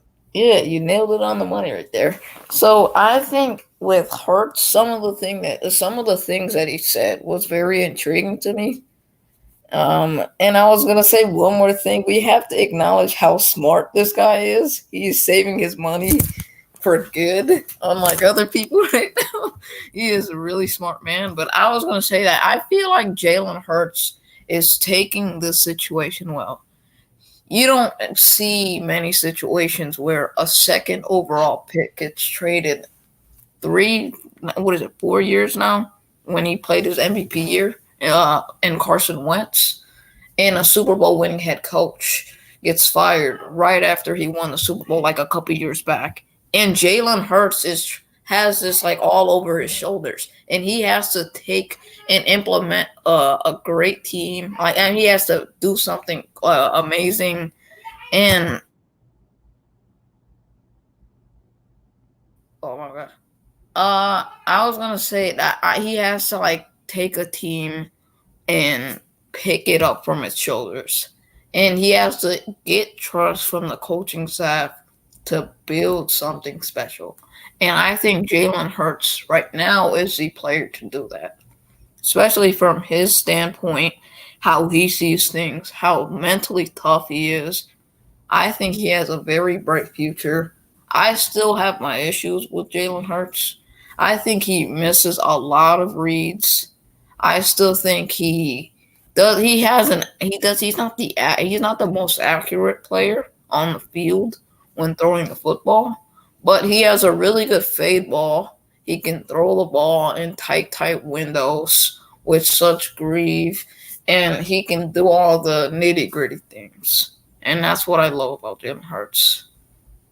Yeah, sure. I mean, I think one of the only things that I could push back on is the accuracy issue. I mean, you know, when we talk about accuracy, and you know, obviously this goes back to college, and for the moment, his tape at Oklahoma is still relevant until he builds a pedigree in the NFL. But to my knowledge that I remember, you know, we're talking about a Jalen Hurts who I think recorded around a 63 to 65% completion percentage on his passes at Oklahoma.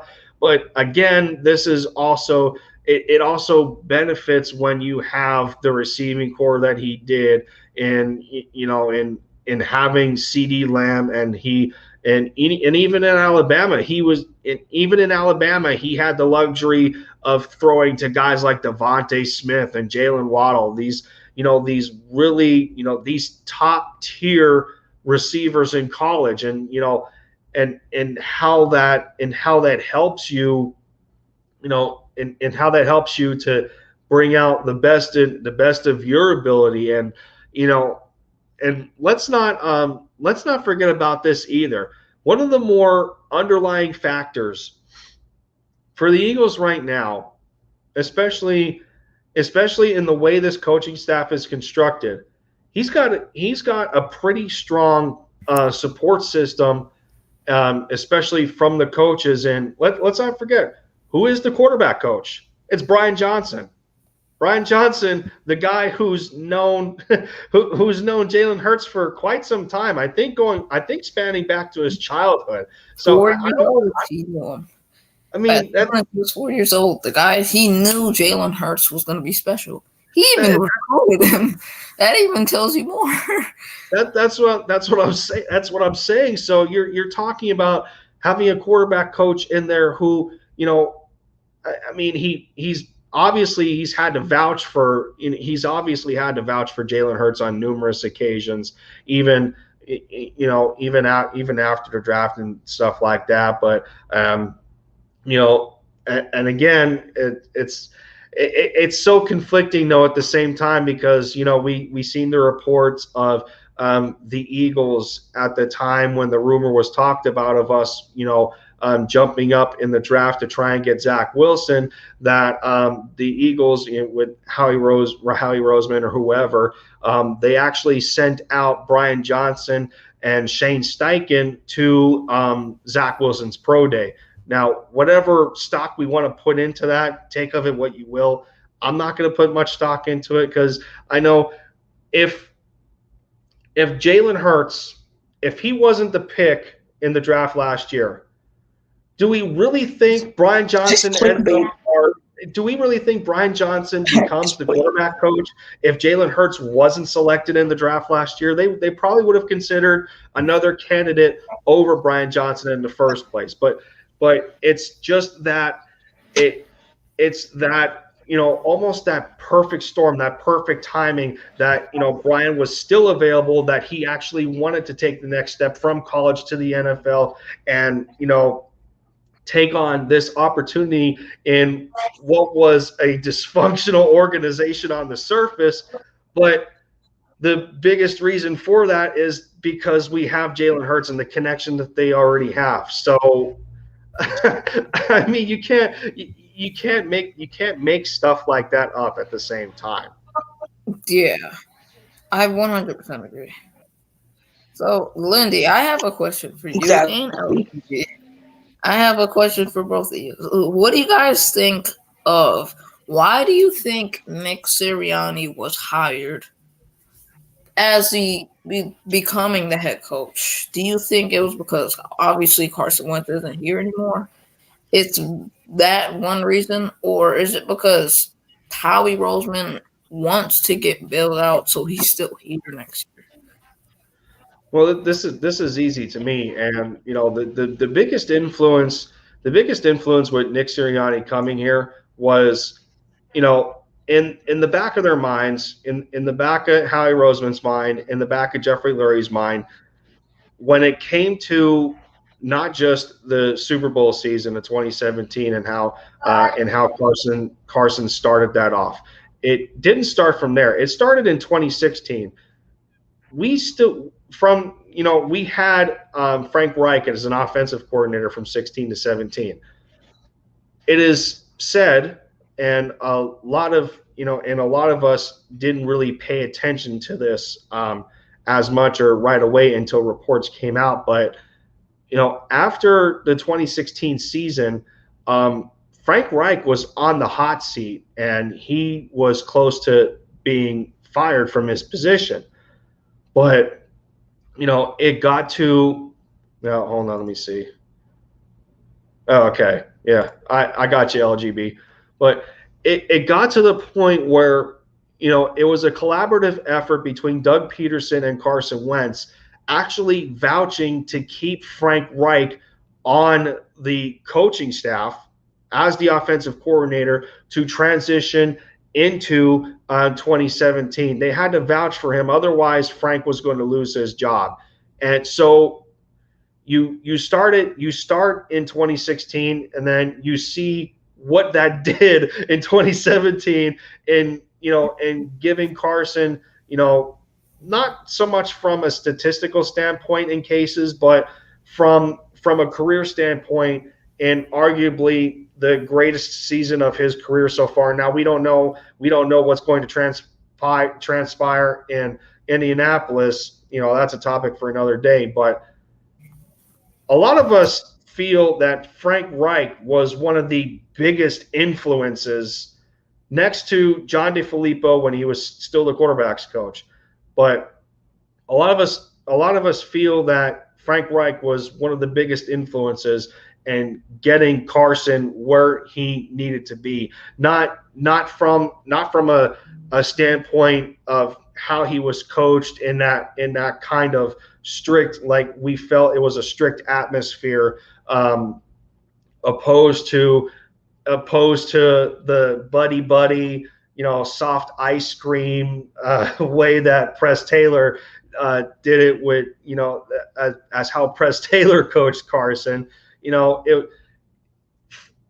Frank and John was such a nice tandem together, as from a coaching perspective, as far as that went.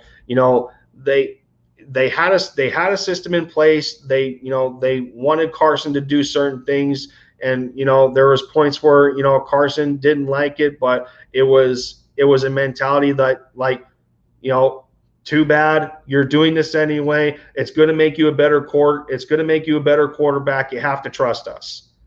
So you take that in consideration. And then you fast forward to 2020. The impact that Frank Reich had. Let me switch here. We got a higher quality LGB, as he titled himself. So there we go. That's a little better.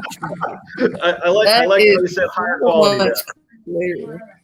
I like how he said higher quality. But to finish what I was saying, Nick Sirianni coming here was a last chance effort to try and keep Carson and have him stay and try and work this out, when we know that most of the tension was with the front office, Howie Roseman specifically. We already know that.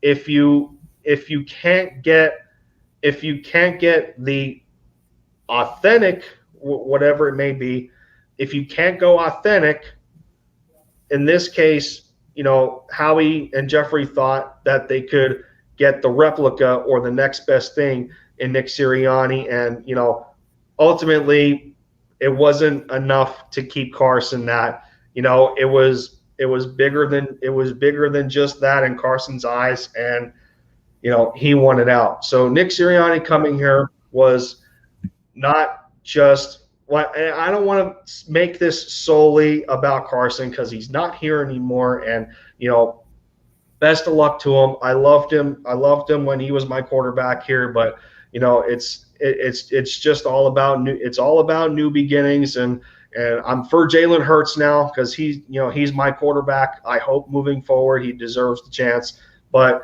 Nick Sirianni coming here, not just from an intellectual standpoint and how he came up in football, and in his wide receiver experience. I think he has a little bit of quarterback experience in there too. The background that he has with his family, all of that aside, makes him a great candidate for the position, even though he doesn't have head coaching experience.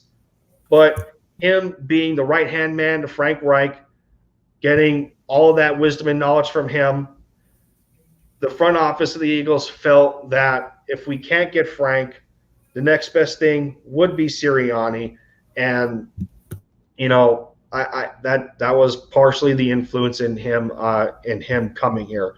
So we just have to look at it still as a positive going forward, just because of the vibe that Nick brings when he's breaking down film, and the kind of players that he looks for. Who he wants in these guys. We're already seeing it with retaining Jordan Howard, and even Jonathan Gannon's influence. That's been the start so far for the Eagles in free agency. It's been Jonathan Gannon guys first. Anthony Harris, Eric Wilson. Improving on the defense, which a lot of us felt even weaker than the offense did. We knew the offense had talent, but the defense for the most part has always been lackluster, especially with the way that Jim Schwartz ran it, and and him putting so much of an emphasis on the defensive line that the linebackers suffered, the secondary suffered. Our quarterbacks had injuries. Darius Slay was on an island for almost the majority of the time. People want to say he had a bad year. Well, how many times over the course of the season and in those games, how often did he have safety help? What was the rotation? Who he had to cover. There's a lot of factors that go into it. So to make a long story short and a short story long, the Sirianni influence was not just a mix of his intellect, for football and giving him a chance for him getting a chance as a coach, but it was a last-ditch effort to try and keep our once franchise quarterback in Carson Wentz here. I 100% agree with you. But the only reason I feel like they hired Nick Sirianni, and it's nothing against Nick Sirianni, and it's not that he's not an innovative mind. We still haven't seen anything from the coaching side on the in a game or something. I think I know where you're going with this. I just feel like knowing Howie Roseman and knowing that if he goes back to the boiling room, as Philly 500 talks about in every single one of his videos, if Howie Roseman goes back to that same boiling room where Chip Kelly has all the say in the team around him, the team that he's built, he knows that if he goes back to that and he hires a guy like Robert Saleh, he knows that Robert Saleh would be a guy that Jeffrey Lurie would love. And it would have took Howie Roseman's job away from him. And that's the only reason I really think they hired Nick Sirianni. Because he's a younger coach, that's one reason. And he's gonna bail out Howie Roseman to keep him there for the so on and so forth in the future. Okay.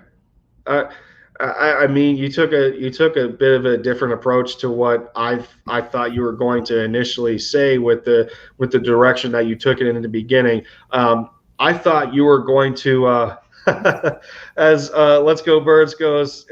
So I guess he has to say bye early, that his phone's at only 1%. But no, I definitely appreciate you, trying to maintain a good connection, whatnot, and get some Eagles talking here. LGB, it's always a pleasure, having you guys in the mix and everything, and just conversing with the same people.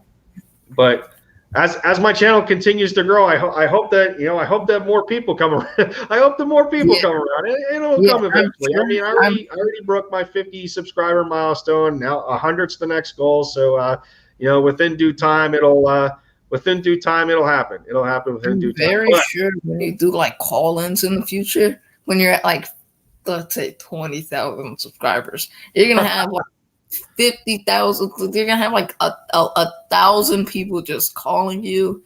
Next line, it's gonna be fun. You're gonna have more viewership, but I think it's better to know the first 50 subscribers before you even get to that milestone. Yeah, I'd rather have that intent. Yeah.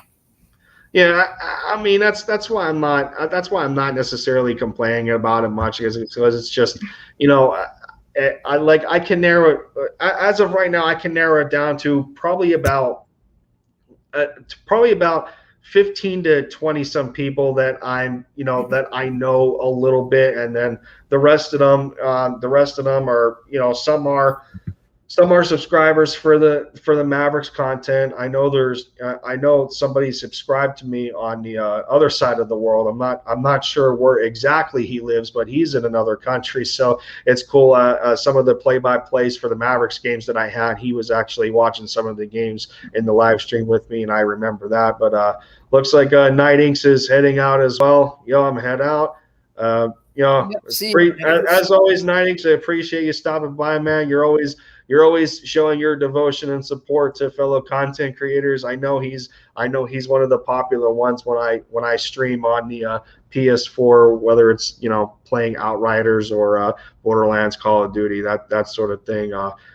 He gets intrigued with that. He gets intrigued with that as well. But to get back to topic, before I forget, I thought you were going to go in the direction when we bring up the hiring of Sirianni, and when we bring up how Howie Roseman is still there. I thought you were going to bring up the idea of we talk about Sirianni as a younger coach, a younger positional coach, now a head coach in the NFL. And, sometimes we feel that because of the influence that Howie Roseman has on the organization, that, there's a sense that he's untouchable, and it doesn't matter that he's in the last year of his contract, that, because he's so close to Jeffrey Lurie, that he's automatically going to be re-signed again. And then in Jeffrey's eyes, he's doing a good enough job to maintain his position when most of the fan base doesn't think so whatsoever. I think, and there's people that feel this way too. They think that Nick Sirianni is going to turn into this, and part of the reason he was hired, he's going to turn into this yes man kind of a coach, where it's always him abiding to whatever Howie wants or whatever Jeffrey wants, to where Jeffrey and Howie feel that they know more so what's best for the football team than Nick does as the head coach in the first place. And as we knew with the Doug Peterson experience, it doesn't necessarily work that way. So there's people out there right now that are kind of in fear that Sirianni is just going to be another coach in the recent tree, starting with our only Super Bowl winning head coach that's going to get taken advantage of sooner or later, and the whole situation is going to spiral down from there. So I mean, I don't. Yeah, I 100% agree. But the only reason I didn't say what you initially thought I was going to say is because the credentials may not be there for Nick Sirianni. And yes, he is a bit younger than most of the head coaches out there. I still feel as though that Nick Sirianni has a good amount of power to the drafting and free agency. Jonathan Gannon even got 2 players, for his defense. And knowing that he has built his own coaching staff, I feel like the GM and Howie Roseman and owner have more trust in Nick Sirianni rather than Doug Peterson. Because if you look at the Chiefs and Colts in the last 6-7 years, you realize that Doug Peterson's offense with the Chiefs wasn't as good as the Colts offense in 2019, 2018, 2020. I just feel like they have more trust in Nick Sirianni.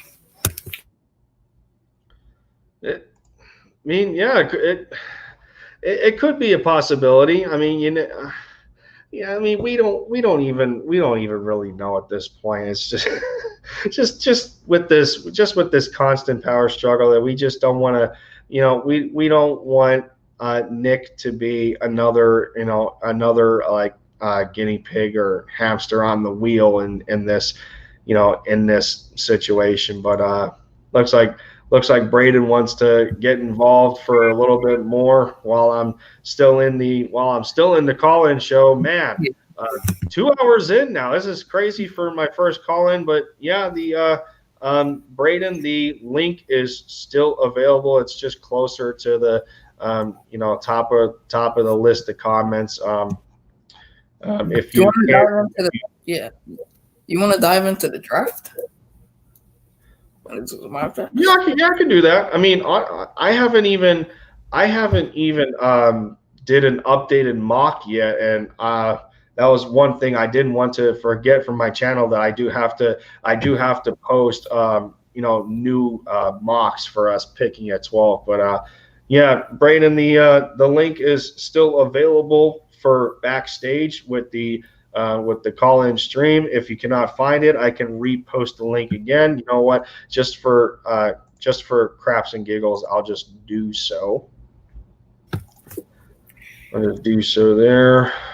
There it is. All right. So the link is posted a second time. It is closer to the bottom of the chat screen, so it's easier to find. But yeah, I haven't done an updated mock yet for my channel at the 12th pick instead of 6. And I know I dropped, when we were at 6, I know I dropped 3 mocks, and they were different. They were for different players. I did one for Kyle Pitts, Jamar Chase, and then I ended up doing one for Devontae Smith. But obviously, I think my Kyle Pitts mock got the most traction, and then Jamar Chase was second. So nobody really wanted Devontae Smith at 6 at the time. But now with us picking at 12, it's a lot more realistic. However, I'm not on the train for offense at 12. I'm actually in preference to defense, especially for the first and the second round pick. But at the same time, I wouldn't be opposed to an offensive player at 37. I just positively know at 12 it has to be defense. So yeah, we can touch on that. I guess I'll start at 12. For me, it's either Patrick Surtain or Jaycee Horn, and I'm sticking with that. Like I've said on a couple of live call-in shows, I was involved with the Nest Out West, Philly Foothills, and Moochie Robinson. I joined that one late, got my viewpoint in there. I've been in a couple for Philly Notion, and I've kept the notion, no pun intended. I kept my own notion about just sticking to my pick draft wise. And yeah, man, it's gotta be a corner for me at 12. I know for Philly's history, it's not the popular choice that early in a draft. We're not this close to the top 10 very often. People want that playmaker on offense, but with the way our defense is constructed right now, and I don't feel that the class is pretty deep at corner. It spans to, I think, early in the 3rd for good prospects. But however, we need that franchise corner, and it's either going to be Jaycee Horn and Patrick Surtain. I mean, can we think about the fact that our guy Slay, as he likes to be called, he doesn't like to be called Darius in the media, so I'm going to keep it at Slay. Slay is on the later side. I think he's on the later side of 29. He's going to be 30, or he already is 30. By the time his contract is up, he's going to be close to 33 years old. And this is arguably the last contract, the last highest paid contract that he's going to get until he gets veteran minimums. And depending on where he is health-wise in his career, we're not going to get high-level play out of him for the foreseeable future at the end of his contract. So what is the next best thing that we can do? If free agency is not going to offer that to us, the draft is going to. So we need at least 3 outside corners. but one of them has to be a franchise caliber guy. And J.C. Horn or Patrick Surtain is capable of giving that to the Philadelphia Eagles, as well as temporarily helping, big play Slay on the opposite side of the field. I 100% agree with you. So, I think we definitely should draft the corner in the first round. I still think we should go either corner on the defense, and high Bleeding Green. I was gonna say, I He say says corner. Allentown sucks, by the way. I think that's No, I directed to don't even Braden. live in Allentown, my guy. Yeah, you either take J.C. Horn or you take Micah Parsons, or you just take a home run shot. Bank on a talent. Take Caleb Farley. Don't try to not play your cards outright. Don't take Kwity Paye or Jalen Phillips in the first round. That does not make sense for your team. It's not the best option, and it's definitely an option that I think Howie Roseman would think of doing. He's done it in the past, and giving him an excuse to trade back to draft the defensive end is something I wouldn't go out of the reach of saying. But I do agree with you on that pick. I said my hometown was Quakertown, not Allen. Oh man. Oh, we got a bit of a celebrity in the chat. It's a joke of mine. I like calling these bigger content creators that I know. Hunter's awesome. I got to do it every time. The Philly Insider Podcast, Hunter for the Philly Insider, one of the celebrities of the Eagles content creator nation. Got to shout him out. What is going on, man? You came in while I'm still going on my very first live call-in show. More so as a celebration to hitting over 50 subscribers, and and getting some of these guys that devote their time to watch my content, get them involved on my channel, and and just have a good time. So glad you can stop by, Hunter. I appreciate it. And so you were talking about, and you brought up Micah Parsons. What's that? You can keep going. I was like, if Hunter wants to come on, we always can debate. Yeah, that's right. Man, it's you know what, and it's funny because I still remember. I still remember the collaboration that I had with Hunter. It seemed like such a long time ago because it was closer to the end of the season for the Eagles, and it almost seemed like it seemed like such a long time ago. But I continue, and it's funny because I continue to kind of evolve as a content creator, where I'm getting a little bit better in my communication with just with talking to you guys in front of a camera, and I was a little bit different in the beginning, and I still kind of showed it in the stream with Hunter. But I think it's also at the same time when you think of these content creators that are a little bit more established, they reach a bigger audience, and it's like, well, you get that psyche in the back of your mind, like, oh dude, I can't F this up because I don't want to sound like that I'm an idiot that doesn't know what they're talking about.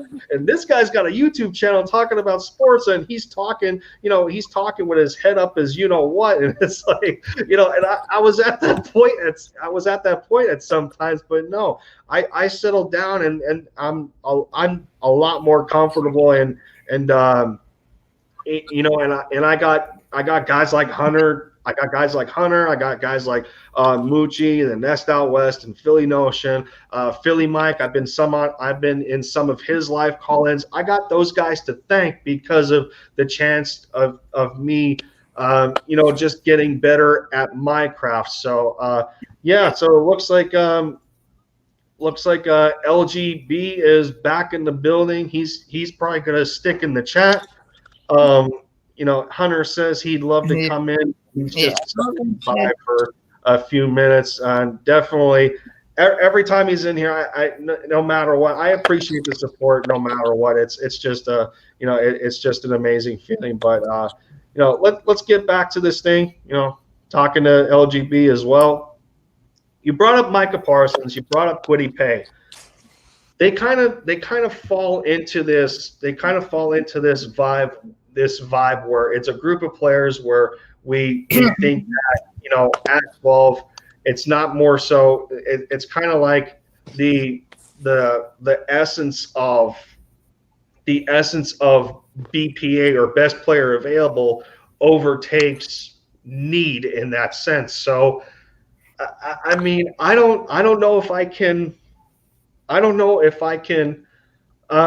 kind of follow that.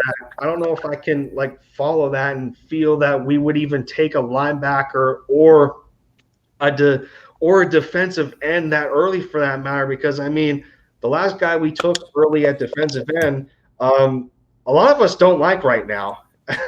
and he's getting paid $10 million on his 5th-year option that he really didn't earn based off his performance in Derek Barnett. So, I mean, and again, you can't look at past draft history because these prospects every year they're getting more athletic, they're getting smarter. The breed is evolving and it's changing year after year.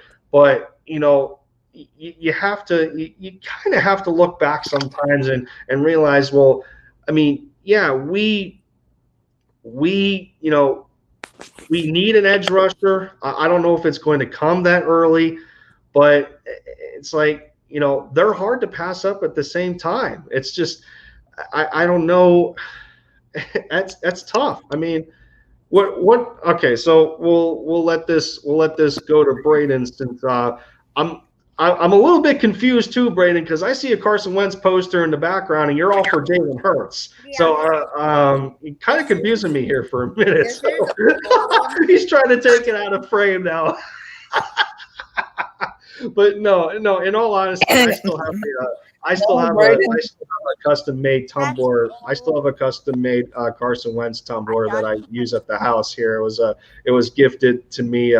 It was gifted to me at Christmas, so I still have some Carson Wentz stuff. I still got a salute to service jersey, and but that's not the here nor there. So I mean, I don't know if we necessarily talked about this in the first conversation, Braden. I don't think we dove too much into the draft. So you have your views at pick 12, but has your opinion on who you want changed? Has it changed? Are you swayed towards any other player yet? Or are you stuck on Jalen Waddle? Or who is it going to be? Receiver-wise, I'm being realistic. At that pick, probably the only wide receiver that would be available is probably Jalen Waddle. So wide receiver-wise or offensive-wise, I would take Jalen Waddle. Defensive-wise, I would take J.C. Horn because that's a steal at the 12th pick. I think, in my opinion, he's better than Patrick Surtain. Okay. So do you think Devontae Smith? Agree with you. I 1,000% agree with that. So do you think Devontae Smith is going to get taken before 12?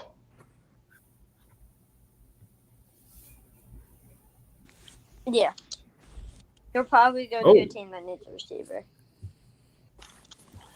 Well, let's see who. And Giants. No. I don't know because they just paid Kenny Golladay all that money. I still think they want some consistency from. Yeah. I still think they want consistency from some of the other receivers. I still don't think bringing in Kenny Golladay is going to fully ensure you that you're just going to be this amazing team on offense. You're going to have to take another receiver, and that receiver may have to be Devontae Smith for consistency. And Darius Slayton right now, he is a solid receiver, but not the same. He's not on the same talent like level as Devontae Smith. Yeah. Before his injury, I would say Jalen Waddle all day long. But it's a different story because he got injured. Oh geez, here we go. Here we go with another thing going on in the comments, man. It's all good. But Hunter bringing up. If they're talking all this trash in the comments, why don't you just get on yourself? Oh, okay. Oh, shots fired. Oh, jeez. Here we go. I just hid. Yeah, Lindy, I hid the comments right now because I have to be. I have to focus on the live stream and stuff, so I kind of hid the comments. Oh, jeez. But yeah, no. I think it was. So Hunter's talking about in the third round, like Peyton Turner and Basham, and I feel that is a. Oh Jesus! I'm not even bringing that. Hunter, you don't want my guy Kellen Mond? You don't want my boy Kellen Mond in the later rounds? So he says to wait till round 3 and pick up Basham or Peyton Turner. So I have to assume. Now we were talking about pass rushers. We were talking about pass rushers recently here, and I haven't looked that deep in the draft, to be honest, but I think Moochie Robinson dropped a video about one of the sports media channels doing a mock for the Eagles, and one of the former scouts for the Eagles was on there, and he had in the third round. I think it was our first pick in the third, because I think we have 2 third round picks. So the third one, LGB got me up to 10 likes. Let's go. Yes, sir. Appreciate it, man. 11 on my mom's account. But so he says depend. Okay, so he goes, depends on who is on the board for Basham and Turner, but in terms of fits for Philly, they would both make a ton of sense. And yeah, I mean, no doubt. I think these guys, like I was just saying, the former scouts and these analysts and everything, they actually had us taking an edge rusher from the Sooners in the third round, because I know who you're talking about. Yeah. Yeah, it was. Yeah, he's a defensive end for the Sooners, and then they had us taking a interior offensive lineman from Ohio State, which I mean, addressing both of those positions in the third does make sense. I get that. I don't know. I mean, no, I want to say, man, I wish I can bring the video up. I'm actually going to, because that's going to bother me if I don't. So I'm actually going to use my phone because it was just up on the screen here. Yes, Ronnie Perkins. Ronnie Perkins, the defensive end from Oklahoma. Yeah, I think I know. Yeah, Ronnie Perkins, defensive. I wish I can. Let me see here. Hunter's got that background knowledge from the top of his brain. Yeah, so it's crap. I can't see it now. So it's yeah. So they actually did our first 4 picks. They actually did our first 4 picks, and they had us going with J.C. Horn. They had us going with J.C. Horn at 12. Yeah, respectable. I think they felt that Surtain was off the board already. I think they said he was off the board already. Most likely, Dallas taking him, which, in my opinion, and a lot of people are like, it's not that big of a deal. In my opinion, it would kind of be a nightmare scenario if Dallas took Surtain, because of his connection to Trayvon Diggs, and they're both good corners. So I mean, as far as Dallas being able to rebuild a secondary in that manner, that would be the pick for them to take Patrick Surtain, and for us it would be, if for future perspective, it'd be a little bit of a nightmare scenario unless Jerry Jones doesn't get out of his own way and wants to go after Kyle Pitts like it's speculated right now. So he'd go all offense and no defense, and that'd be great for us because Jalen Hurts can light up that secondary whenever he wants to. So, but getting back to this mock here, and credit to Moochie for editing this and putting it on his channel. For those that don't know, Moochie Robinson, go subscribe to him. But this mock has us taking J.C. Horn at 12. 37 ends up being Terrence Marshall Jr. from LSU. I really like that idea to add to wide receiver depth. The third one, the edge rusher, Ronnie Perkins from Oklahoma. So where is it here? So Hunter was correct. Yep, it was Ronnie Perkins. It was Ronnie Perkins. And then the fourth one was a interior offensive lineman from Ohio State, Wyatt Davis. Wyatt Davis. I'm okay. I'm okay with that too. I mean, it addresses four needs right in a row off the bat, and it's almost like, well, that that mock is almost too perfect. It's almost too perfect for Howie Roseman because there's no way in hell he's going to do it that way. There's no way. I'm back. That's too much. That's too much expectation from Howie Roseman. That mock is that good on the surface. That mock is that good that it's too much expectation out of Howie Roseman to even accomplish something like that. So it's almost sad at the same time that we won't see it that way. What mock draft was that from? Moochie Robinson's channel. I think who did it? Yeah. It looks like it was Moochie Robinson posted it to his channel, but it was a clip from NFL Network. Okay, because I'm writing it. Yep. Yeah, it was. Yep. It was Wyatt Davis. It was Wyatt Davis at 84, and Ronnie Perkins was at 70. Yeah. If you Brad, you can go. No, I mean that's that's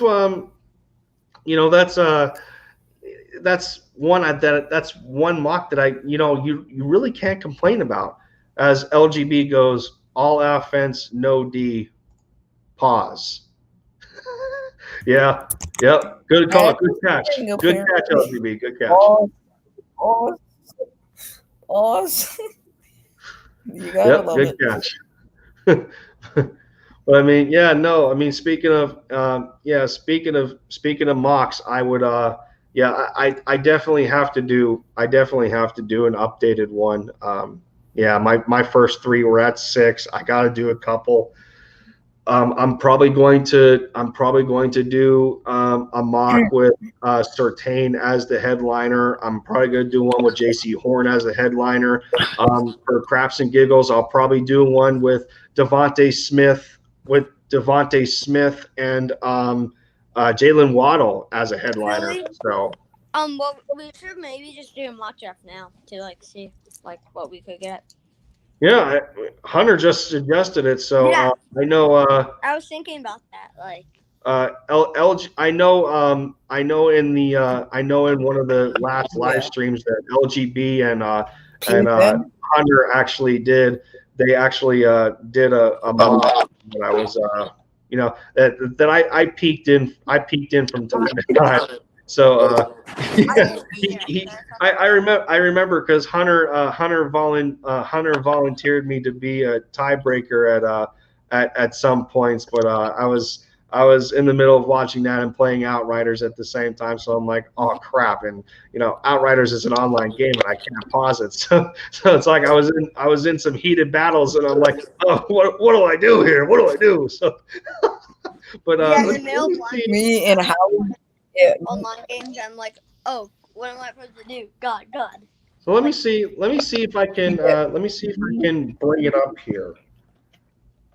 Me and Howie Roseman from Philly Insider Podcast wanted what's his name? What is that quarterback? Connor, what's that guy's name that we were talking about? Willis State? I don't remember. I don't remember. Yeah, Hunter. I definitely remember that. I remember the Howie mock. Ooh, that was putrid. We wanted quarterbacks. Oh, jeez. Yeah. But let me see. So yeah, StreamYard's got a share feature here. So I'm gonna see. I'm gonna see if this works. It's not Kellen Mond, LGB. I was talking about Davis Mills. Howie's there. Howie Roseman has entered your chat. Scalindy. Howie Roseman has entered your chat. Oh, geez. Here we go. Davis Mills.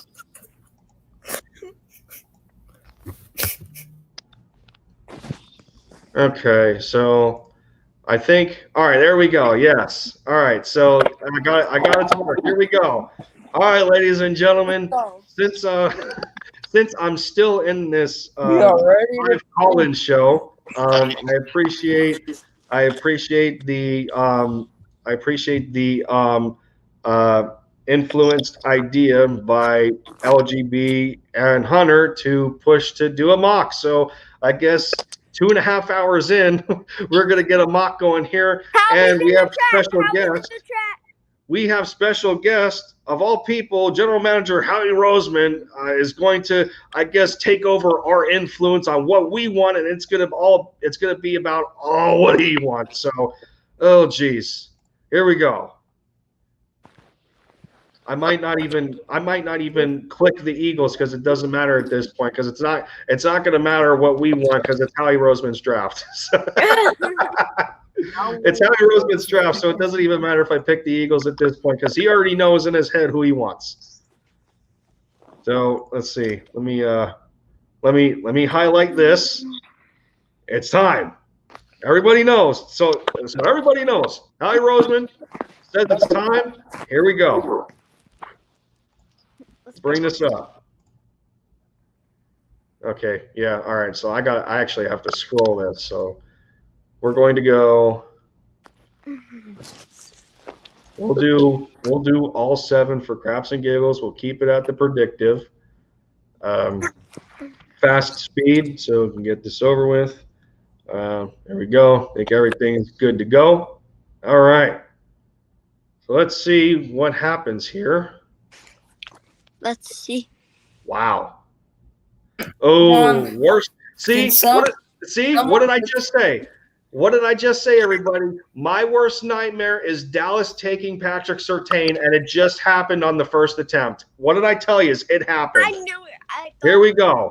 That could have. So all right. So before we make our selection, we're going to go over who took who. So it looks like we had 3 quarterbacks going right off of the back. Justin Fields goes second to the Jets. Trevor Lawrence, obviously the consensus number 1. Justin Fields goes 2. Zach Wilson actually goes to San Francisco. Sorry, Nate Sudfeld, you're not getting your chance. Trey Lance actually goes 4th. So 4 quarterbacks in a row. Penei Sewell goes to Cincinnati. That was the correct pick for them, in my opinion. Kyle Pitts goes to Miami. Ooh. So imagine for Miami a tandem at tight end. If Kyle Pitts gets some snaps there, Mike Gesicki and Kyle Pitts with Devontae Parker. Ooh, is that a nice trio or what for Tua? Jamar Chase. A nasty trio. That is a really good trio. Jamar Chase Chase, that's a good pick for the line.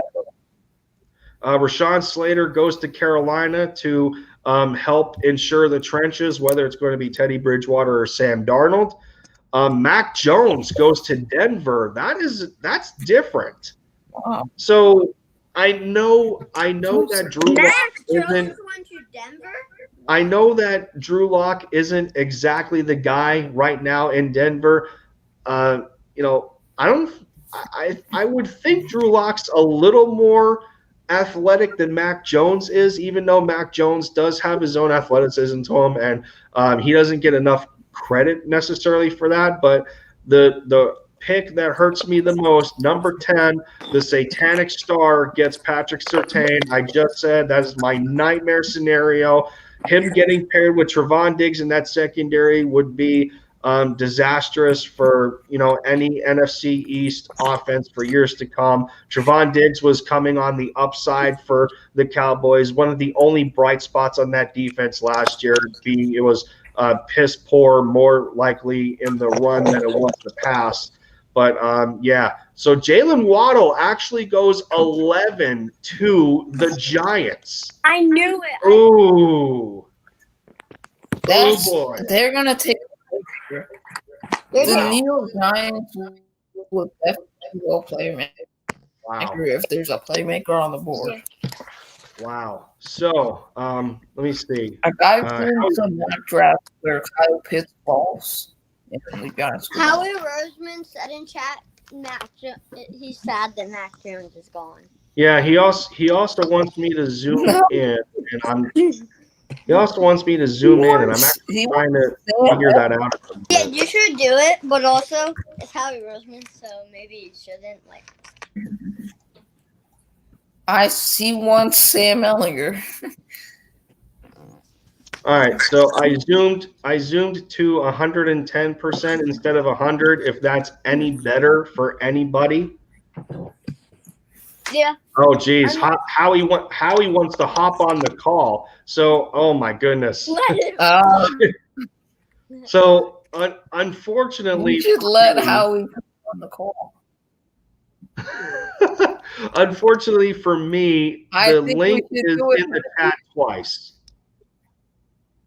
Unfortunately, yeah, whatever he said. All right. Yeah, Howie, I think you have to scroll up. The link will be at the. He said that's good. Thank you. Oh my god. And also, I don't think you want to come on because you might get a little roasted. So, so he's already in the chat, but if he comes on the call, then I feel there's going to be some sort of telekinesis that happens with my hand on my mouse, and I'm actually going to select somebody I don't want at 12. Why do I have a feeling that that's going to happen? Just let him know. So watch it. So I think it's going to happen now that you say that. Yeah, I know. So I actually have to zoom out back to normal at 100% so I can scroll on the available players. So, all right. So here we go. J.C. Horn and Devontae Smith are still available. Who are we taking? Offense or defense? On defense. Horn. J.C. Horn, yeah, for sure. Yeah, you gotta go Horn. See? Oh crap! How we don't plagiarize this? Take J.C. Horn, or even take Devontae. So that's what he said. He said, "Kick me off and let Howie Roseman on." Well, I don't need to kick anybody because I can have up to 6 people in it. I think he's just playing around. Howie's not. I think he's kidding. I think he doesn't want me on because he knows he will get No, I probably. Howie's just. Yeah. Because if Howie comes on, I'm just gonna say he's a dumpster fire. So I don't. So I don't think. So, he still wants the link dropped. Oh jeez. Wait. Can I do it? Yeah, just do it. Do it. Oh jeez, should I do it? I mean, he wants you, so you should do it. All right. Well. Oh yeah. Look at it. See, it's already starting. Braden is scared because he This is knows the that nightmare. Howie will roast him. Uh, Well, just get on and you'll see, Howie. well, let's put that to the test. People, wait. some people, Howie. So there's the link. Now wait a minute. LGB's talking about something here. Who's LGB talking about? He says he's planning a big stream, and I don't know who you is referring to, but Night Inks, Hunter, Bashir, and Philly Fresh are involved. Yeah, I think Howie is joining. is having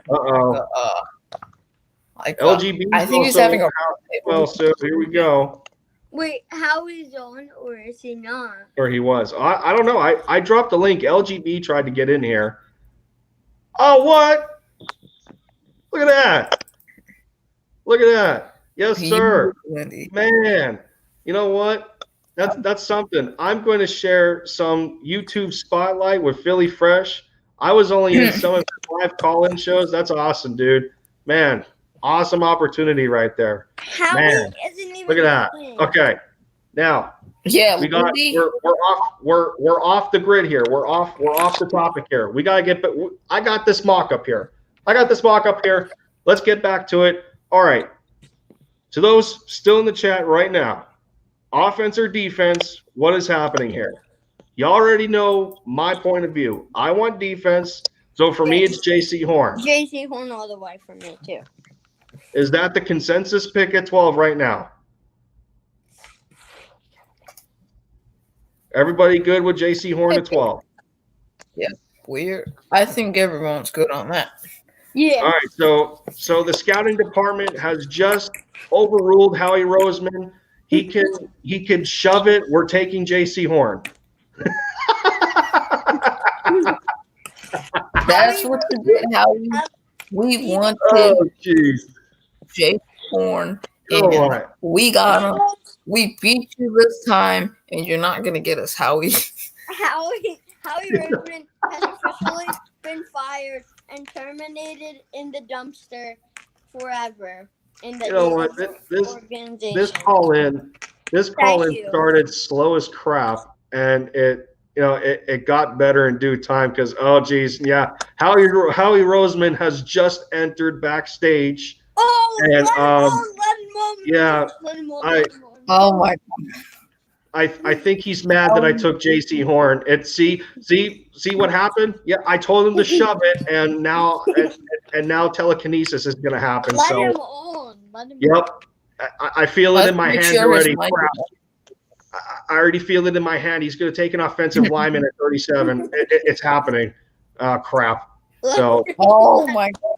You gotta let him. And how control. He's backstage. You gotta let him. Yeah, I know. We are in Howie vision right now, Lindy. What's that? We're in Howie vision. Yeah. Yeah. Well, I'm only suffering from telekinesis, so I can. I don't know. Wait a minute. Let me see here. Okay. Never mind. Well, he is backstage, but he's muted, so I'm not sure if he's waiting to be. He said Howie Roseman, aka Braden sucks, and he said let me on. All right. Well. I think. Thank you, Howie Roseman. All right, well, here we go. We're going to brace ourselves here. Howie Roseman is going to take over the draft. No, he's not, because I'm in control. So where's Howie? I don't see him.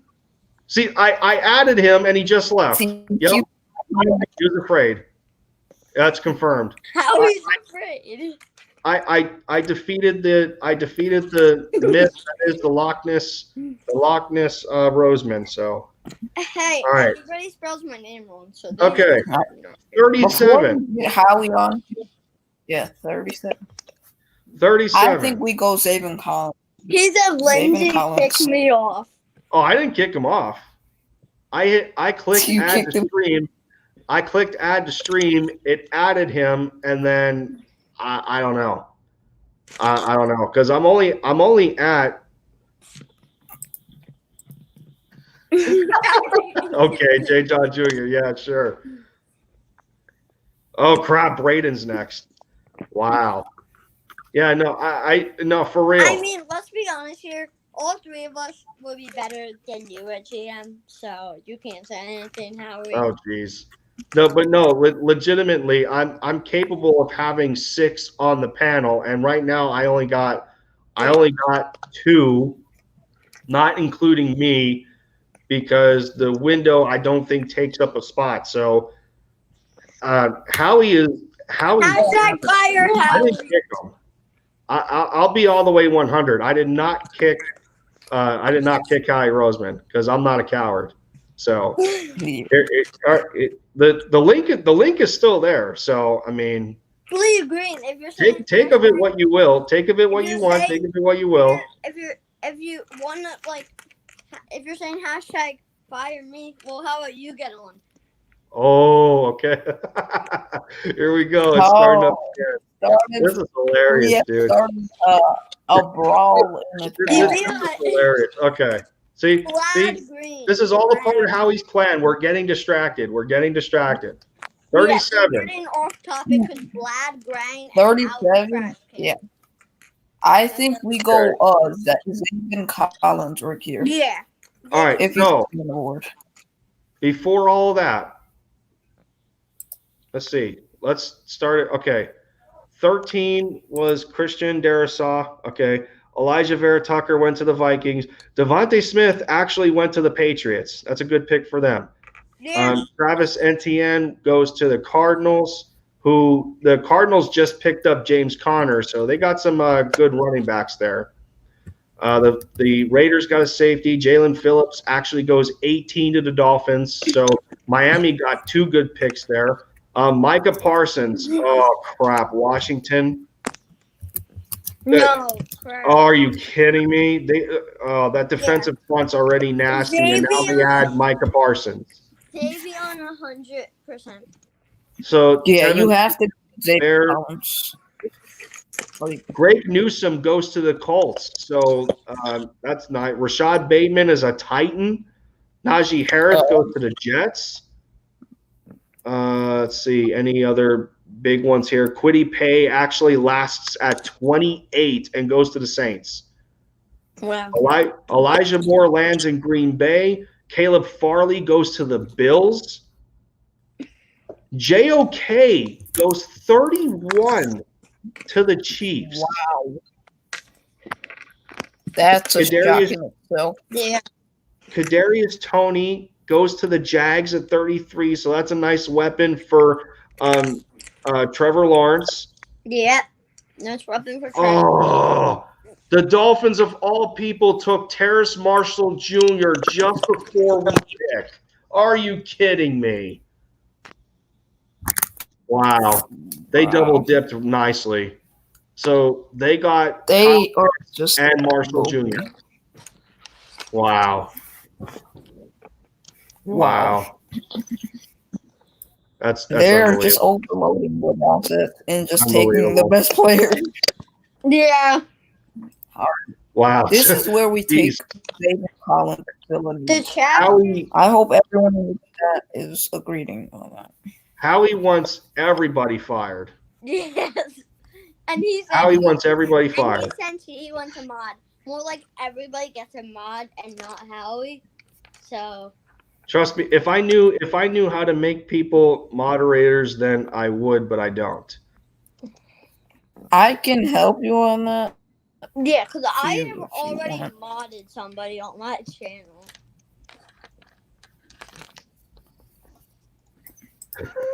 Or Brayton. LGB's already asking for. Okay, so yeah, we want mod.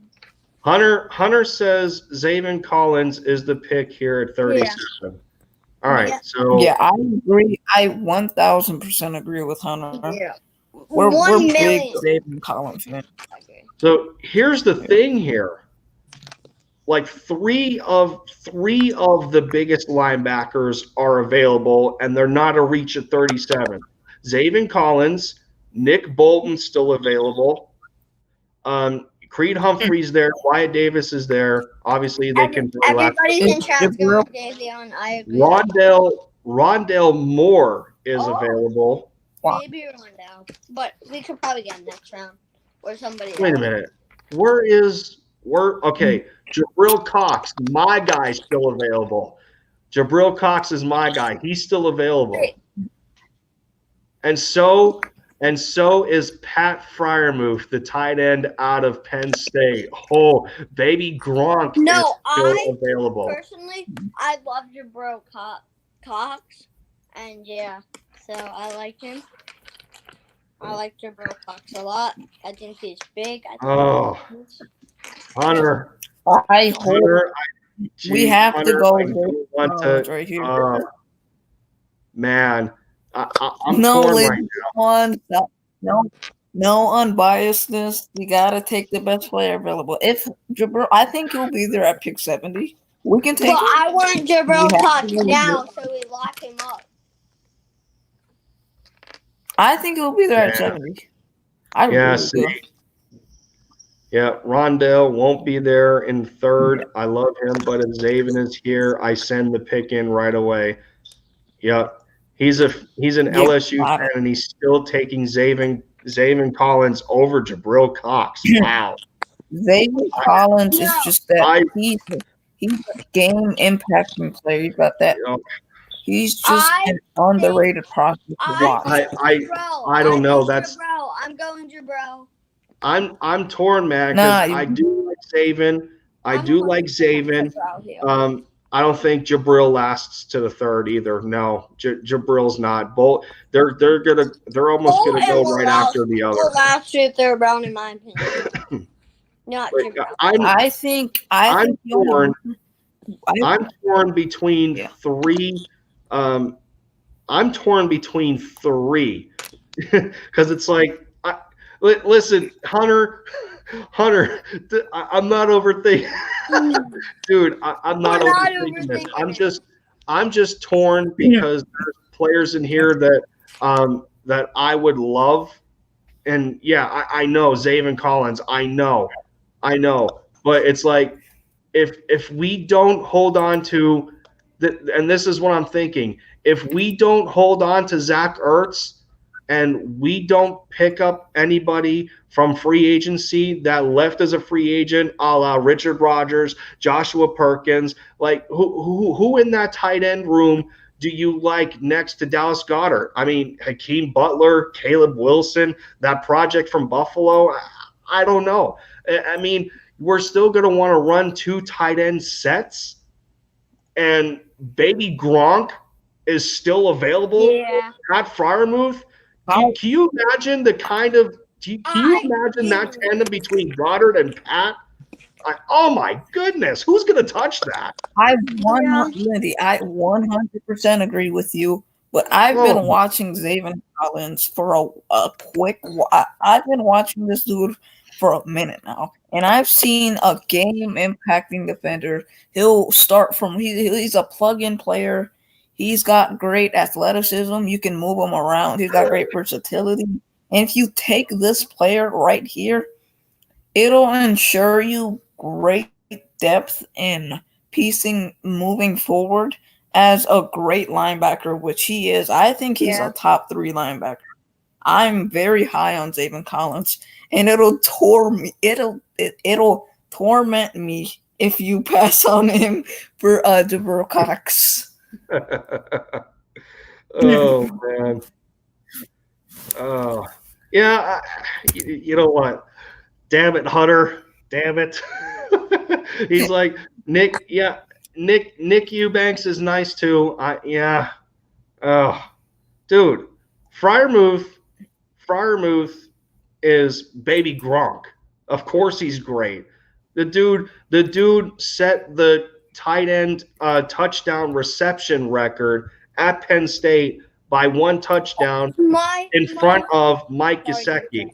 And Pat only played 4 games in 2020, and he still broke the record. My brain tells me to go with Javion Collins, but my heart tells me to go with Jabril Cox, and none of my body tells me to go with that Pat dude. This is toying. You know what? See, more people want Javion, so I think okay. So this is where I'm going with this. This is where I'm going with this. The chat, because Hunter is in here, not only Hunter but the rest of the chat. It's like the scouting. It's like the scouting department. I already took control over Howie Roseman, so I'm going to be the opposite of Howie and actually listen to the scouting department and go with them instead. The top guy, and no offense to anybody else's intellect, but knowing what Hunter does, so he wants a vote. Yes, he wants a vote. Fair. Put like Pat in it. Put Jabril Cox and Javion Collins. Wow. So okay, I'm not exactly taking Freiermuth here. No, I am just enamored. I am absolutely enamored at the idea of creating another tight end tandem, especially in Sirianni's offense, which is going to add a good amount of complexity. It's not going to be as predictable as Doug Peterson's. And, think about it. Freiermuth is a hell of a blocker. He reminds me of Goddard. But on another level. So if you bring if you double that kind of tight end together, what is the defense going to do with that? So that's where I'm at with Freiermuth, baby Gronk. But the consensus in the chat looks to me like it's Zaven Collins. So I think I'm going to satisfy the consensus here, and let's get our franchise linebacker. Hopefully, let's take our franchise linebacker and Zaven Collins. So I'm going to take Zaven while he's still available. You've been live for 3 hours and 1 minute, if you're wondering. Yeah, I know, it's crazy. Yeah, I know. Wow. See, I satisfied a substantial.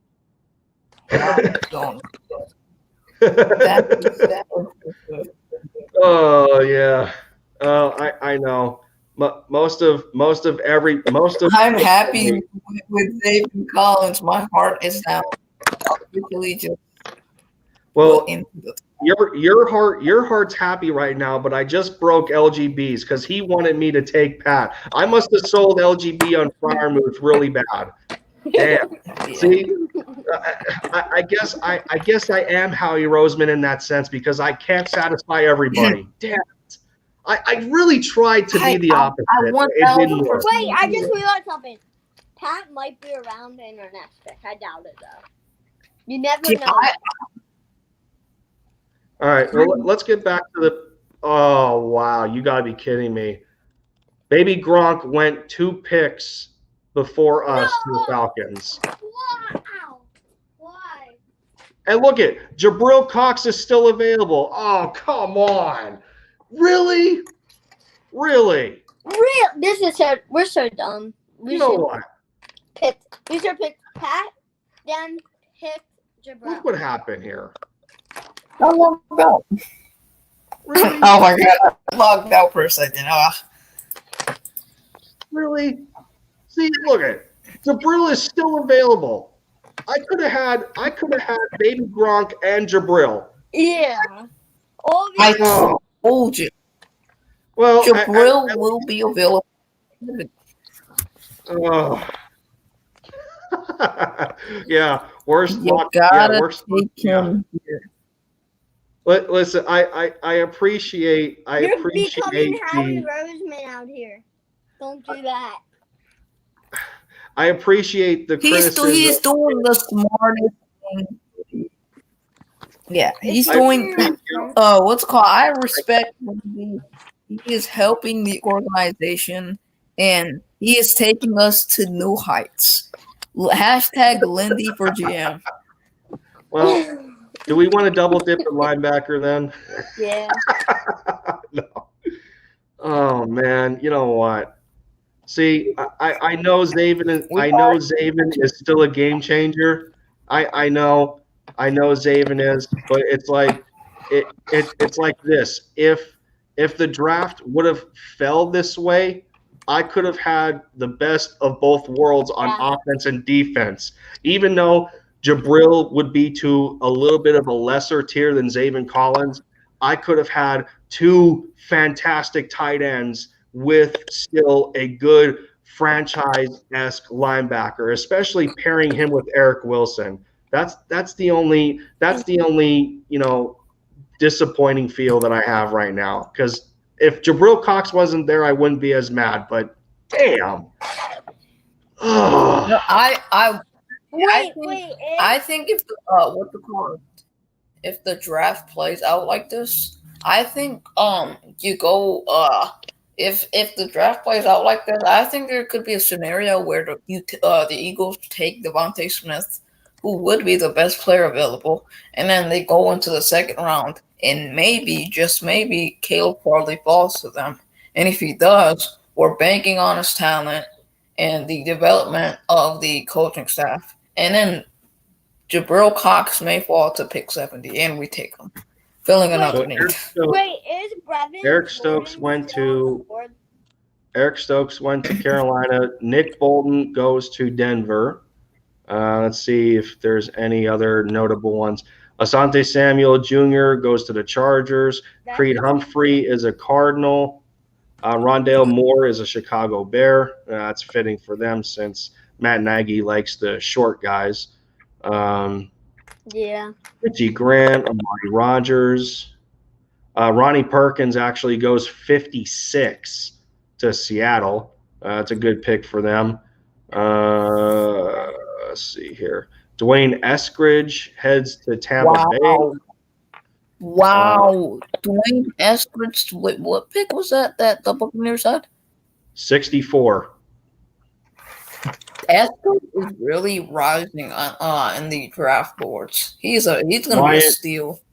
So Wyatt Davis made it to 67. The Texans got him. Baby Gronk is a Falcon.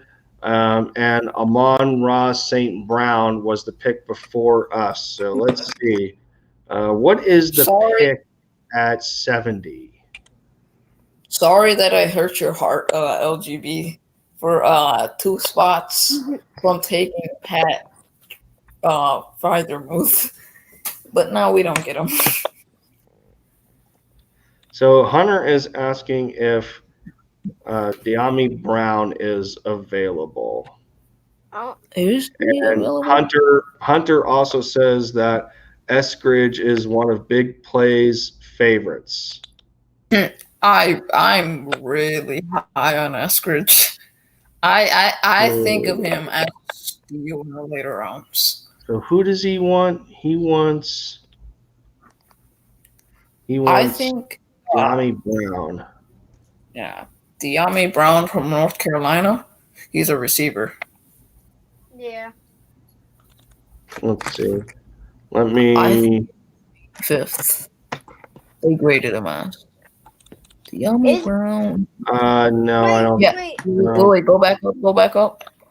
You were just there. I think I just saw him. No, I didn't see him. Is Brevin Jordan still on the board?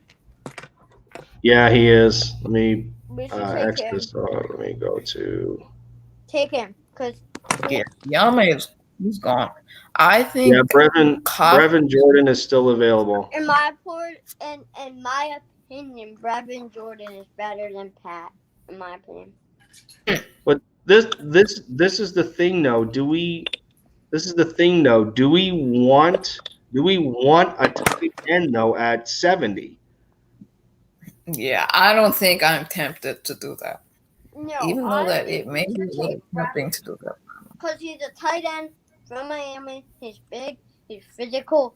And next round, we could get a wide receiver. There's a wide receiver still on the board. Amari Rogers probably in the next round. Yeah. So yeah, if Fate 2 is still available, That's tempting. I think tempting is We the should, word for it. since everybody kind So, of has different Is he opinions, we should just is he an outside corner? Yeah, he's an outside corner from Syracuse. He's a ball hawk. He can really defend the what's it called? The outside Let's see. primary receiver. 6'2", 212. Should we get a running back here or no? Starting outside corner, he's projected to be in a zone scheme. Yeah. I wish mock drafts let you selected kickers and punters. So according to Marino, he says while his ball production in college was modest, he has the potential to be very disruptive at the catch point in the NFL. The most notable room for him to grow in is in terms of his route anticipation skills and becoming a touch more consistent with coverage spacing. I would understand the idea that his best fit could come at safety or as a big nickel that is somewhat of a positionless sub-package defender. He says he has the potential to develop into a terrific starter as he becomes more consistent and solidifies his technique. Let's not make the mistake we made last time and select Brevin Jordan. That's the word. Okay, I got it. Okay, Hunter, I think you would agree with me on this if you catch my drift of where I'm going. You know who Afitu reminds me of based on that assessment? Who used to be an Eagle? Malcolm Jenkins. Yes. He sounds like Malcolm Jenkins, a positionless player. You know, Malcolm was thrown everywhere. He was in blitz packages. He lined up as a linebacker. He had to cover as a corner in some cases. He was back at safety. He did a little bit of everything. That's who Afitu sounds like to me. Especially if we have the coaching staff, now, especially with the experience of Jonathan Gannon being a former secondary coach, if we feel that a positionless player like that would be a necessity, especially with the lack of depth at secondary, is he the pick at 70? Do we double dip at corner? That's the question. No, I think our pick at 70 is Brevin Jordan, in my opinion. But, we already selected J.C. Horn, so we don't need it. Look at Hunter. Hunter's like, let me call him up and ask him himself. But then again, I feel like, I understand what you're saying, Braden, but I feel like the things that stand about Afitu is that we made a mistake. So maybe this time we won't make a mistake. Yeah, but then again, he has the size and long arms. He's 6'3"? Yeah, but and he's not that huge at 205 pounds. But he has good bulk on his body. Podcast. Let's Go Birds is all with Brevin like I am. And Philly entire podcast at the beginning was at Brevin. He was like Brevin's a beast and stuff. So here I think we should either take Brevin or I don't know. I think Brevin is our best option here. I think we gotta go corner right here. He feels he has the intangibles, the measurables. I think you take him. Don't worry about the cornerback position. Hunter, I don't like him in my opinion. I think he's good. I just think we don't need somebody who can fit. All right, so hang on. It looks like Bleed Green hopped in here too as well. So there we go. I just dropped him in for the time being. At the moment, but where is he? Is he in backstage? Yeah, I just added him now because I can have up to 6 people. It's only at 4. So why is he not talking? He's muted. I don't know, but Hunter just said he wouldn't mind Josh Myers here, and I kind of agree with that as well. I mean, we're in a position right now to where we're not actually sure who is going to be Jason Kelce's replacement. We have to assume that he is in his last year. So, but then again, if we remember, Isaac Seumalo was drafted to be Jason Kelce's replacement quite a long time ago, and that kind of actually motivated Kelce, and he turned his career around at that point and ended up being one of, if not the greatest center in our franchise history. So Wait, I mean, Seumalo, I think Blade Green. has the experience behind him to I don't know. See, I think Seumalo has the experience behind him to be that guy. So I don't know. I want Brevin so bad here. I think we should just shake hands. Yeah. What do you think, Blade Green? What do you think? Like, who do you think? It's like we should take Brevin. It's just obvious because he's a tight end. Now, he's better than Pat, in my opinion, and you'll see that on the field. It's like. So okay, so Hunter goes. He feels that at this point in Seumalo's career, he's comfortable at left guard. Hunter actually likes Luke Juriga as Kelce's replacement, but he thinks we need depth in the interior as well. Yeah. I mean, sure, I can agree with that. And let's not forget that Nate Herbig actually started at center as well. So I mean, there's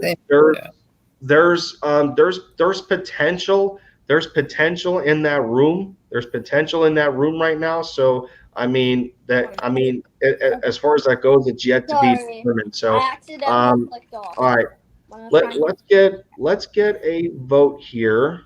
Let's get a vote here as to what we feel at the position. We need Brevin here. We just do. It's so obvious. Am I the only Brevin supporter here? Because I will. No, I think LGB is on your side. Yeah. Okay. Brevin Jordan is. I just don't know. I feel like.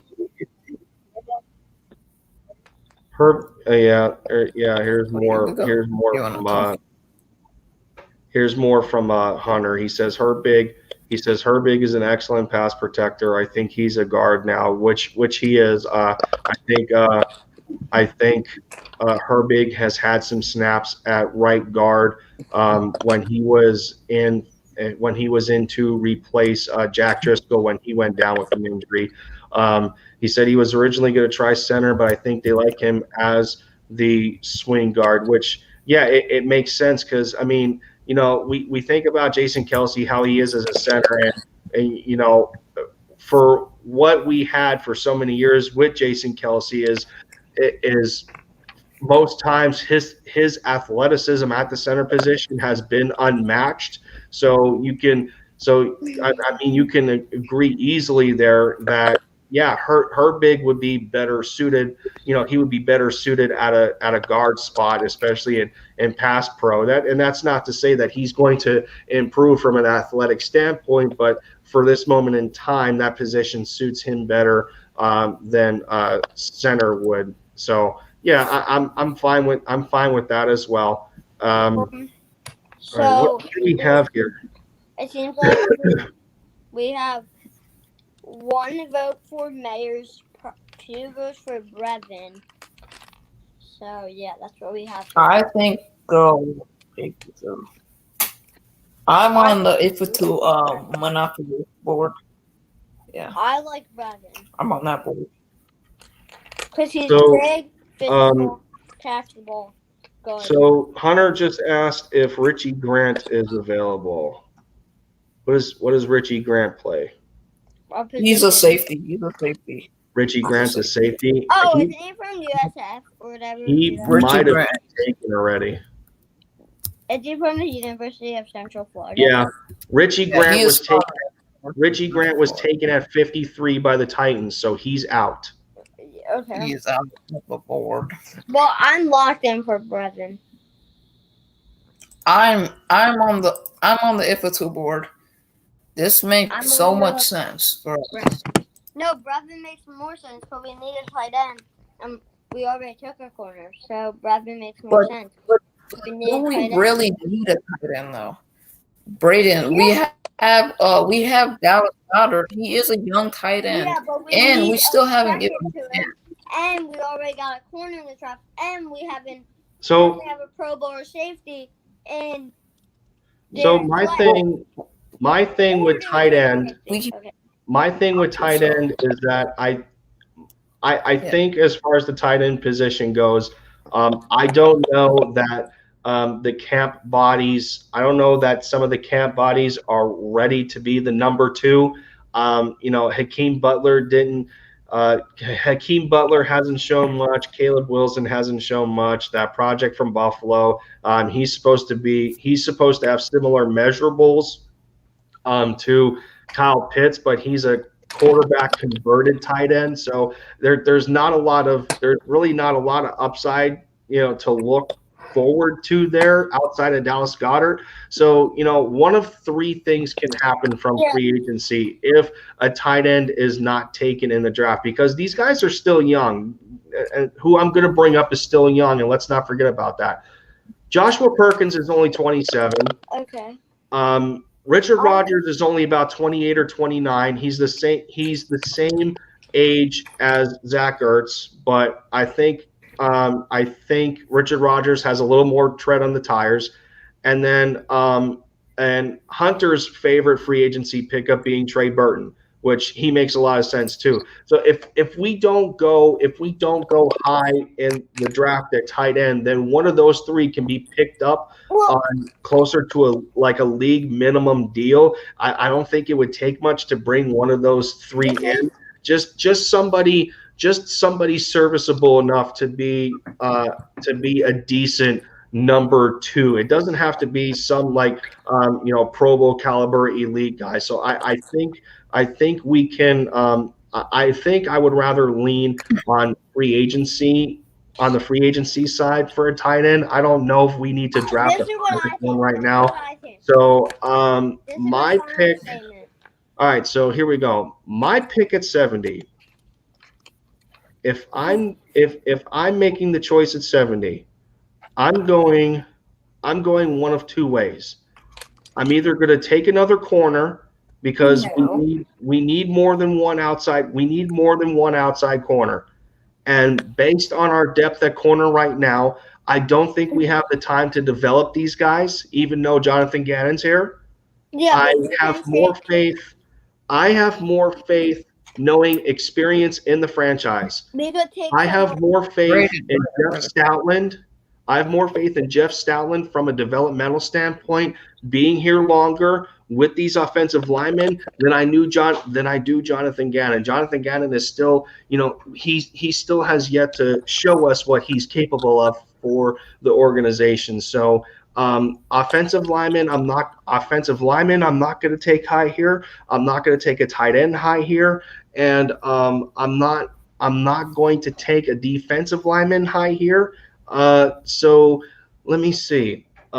Corner, because we need the outside depth, I'm going to take Ifeatu at 70. This makes a ton of sense. I love that. There we go. So we double dipped at corner in the first and the third. I think that would do us good in the long term.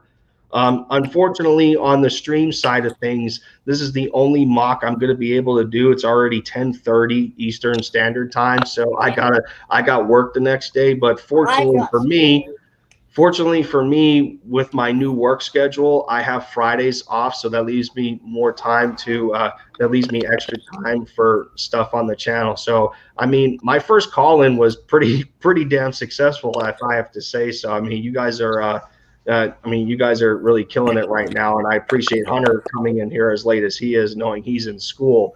But yeah, man, I'm grateful for this right now. So let's get back to the draft. Let's see. So we double dipped a corner. Jabril Cox ends up going to Carolina. That's one of the. Brevin Jordan goes to the Raiders. Pete Warner is a Dolphin. And now we're at 84.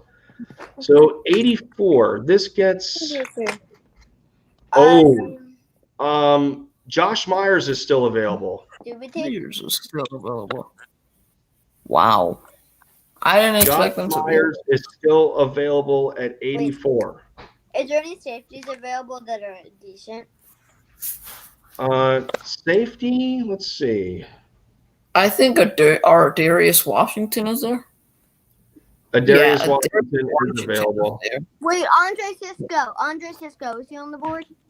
Andre Cisco is also available. I'm telling you, Andre Cisco is really good. I think he is a really good player, and he can develop. People have him going. I talked about this on Philly the podcast, and Discord server, some other guys, if you were there. Andre Cisco is a beast. I think he can be really good. And so it looks like take Andre Cisco. Okay, so it looks like Hunter is not in agreement with you, Braden. He says we can wait until the 4th or 5th round for a safety because we're loaded right now at safety, and I kind of agree with him, being that we have solidified the position for now with Anthony Harris. Anthony Harris is a good veteran for guys like Kayvon Wallace to learn off of. And let's not forget, Rodney McLeod is kind of in the background right now because of his knee injury, but we're hoping that at some point he's going to come back and help Anthony Harris out. But Kayvon Wallace has a lot to prove, and I feel that this is going to come close to a breakout year for Kayvon Wallace. So I can pass on safety as well. So I don't know. So let's get back to all the positions here, if I can. I was gonna say one more thing. If I can say something, Lindy. This is the kicker here. So Tommy Tremble, the tight end out of Notre Dame, is still available. Tylan Wallace, the receiver from Oklahoma State, is still available. Josh Myers, who we just talked about, is still available. Chaz Surratt is still available. Oh, Kellen Mond is up there. I will go up there. Wallace right now. I'm thinking Wallace. Yeah, I would go Tylan Wallace. See. I still don't know if he's a top 10 receiver, but he's the best pick right now. You know what? All right. Hunter, what do you think of a receiver at 84? Since we didn't take this draft is more defense centric so far. So I felt the same. Yeah, Hunter's in agreement. I felt the same. I do kind of like a 3rd round receiver at this point, because compared to last year, we get Jalen Reagor, doesn't really go off so well. John Hightower was a 4th. Quez Watkins was a 6th, and they're showing, and they have the potential to show upside here, especially the fact that we didn't get a free agent that we didn't get a veteran wide receiver, and the only real veteran on the team is Greg Ward. I feel that we should get some more fresh faces around Jalen Hurts, just so how the 2020 draft was the vibe of getting a lot of young guys to build around Carson Wentz. Since we signed Wentz to that extension, we wanted to get young guys in here that can grow with Carson. So let's carry the same mentality with Jalen Hurts, assuming that he's the number 1. So I don't mind if we take a receiver at 84 here. Yeah. I was going to say what LGB is referencing in the chat. I still feel like regarding what we did, I still feel like that's filling needs. Taking Brian Rules is not filling a need. That just ensures you depth into your tight end group. Taking Josh Myers here over a guy like Kylan Wallace, who will be in your receiving group. I don't know if I could think about taking an offensive lineman when we have interior depth on that offensive line right now. Solid interior depth. Yeah. I think we don't need offensive line. So Hunter points out that Wallace is a good 50-50 guy, and we're kind of short on X receivers, especially that Travis Fulgham kind of got shafted late in the season last year with Alshon Jeffrey trying to come back and that whole debacle. So, I mean, and being that J.J. Arcega-Whiteside is still one of the biggest asked question marks on this football team. I mean, do we really have good depth at the X position? I really don't think we do. Outside of Travis Fulgham, there really isn't anybody. So Hunter mentioned there's a case to be made. There's a case to be made at 84 for Tylan Wallace in that respect. LGB. You go get some rest. I got it. Same thing for me too. I got work in the morning, so. Hunter mentioned one of my favorite receivers, Jalen Darden. My mistake. He is a really solid and should be talked about much more. He is everything you call in a receiver, and he's really fast too. And he's just an amazing route runner. Yeah. He's there. Jalen Darden. I'm really high on him. Wait. But I don't know if he's there. No. Wallace. Peyton Turner was taken at 76 by the Giants.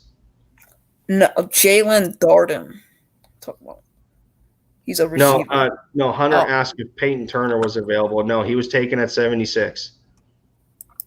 Yeah. Oh, okay, that makes sense. So you're a Darden fan. So you're looking really am. Darden is my guy. Where is he at? What does he play? He's a receiver. Oh, he's a receiver? Wait, what? Let's see. Yeah. Have a good night, LGB. Let's see if he was taken. I honestly didn't even mind the defensive end from what is it? I think the defensive end from Pitt. She'd be okay in the fourth round. Jalen Darden is available. Jalen Darden is there. He is available. He is ranked. He is ranked down at 190 though. So I mean the spread. So the spread between like the best player available at the wide receiver position, Tylan Wallace is 74. The next best receiver is 122. At this point, I'm just Wallace. Wallace. Yeah. We gotta go Wallace here. Yeah. If we're talking, I mean, if we're talking receiver, and being that we went defense for almost the first, I don't know.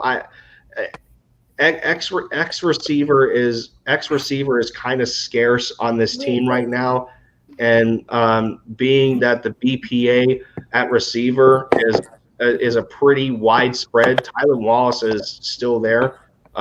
For craps and giggles, let's see. I'm going to bring up edge rushers because Hunter is asking about edge rushers. So Patrick Jones from Pitt, I think he wants him. So the BPA for edge rusher, according to this board, is Jordan Smith out of UAB. He's a solid player. Yes. So who is talent? All right, Hunter. Who would you want at Who would you want at edge for 84? Okay, all right. All his guys are gone. So, are we okay with Tylan Wallace then at 84? I'm sold. Yes, Based on the idea of personally, based on the idea that we don't have. Okay, all right, good. I got Hunter's approval there. Yeah, okay, good. He likes my idea. He likes my idea. We don't have many X receivers on the team, so just to help out, just to give Travis Fulgham some competition and help at that spot. Tylan Wallace, Oklahoma State. Yeah. So for a guy that's good at the 50-50, he's only 5'11". Yeah, I still have like questions with him. He's not built. He's not built. He's not built like an X receiver though. If you think about it, he's 5'11", 193. He's more of like that twitchy good gadget type of receiver. So according to the notes here, he mostly aligned at the Z to the right side. He says an offense with mostly air raid principles. His responsibilities were limited to a select few when running routes on the perimeter. Possessing average speed, his most explosive plays have come on vertical 50-50 balls. Okay, that's where that comes in, Hunter. Where he could show his competitiveness and determination by attacking the ball out of the air. Also asked to perform routes in the short areas, he was a frequent target on the backside of RPOs.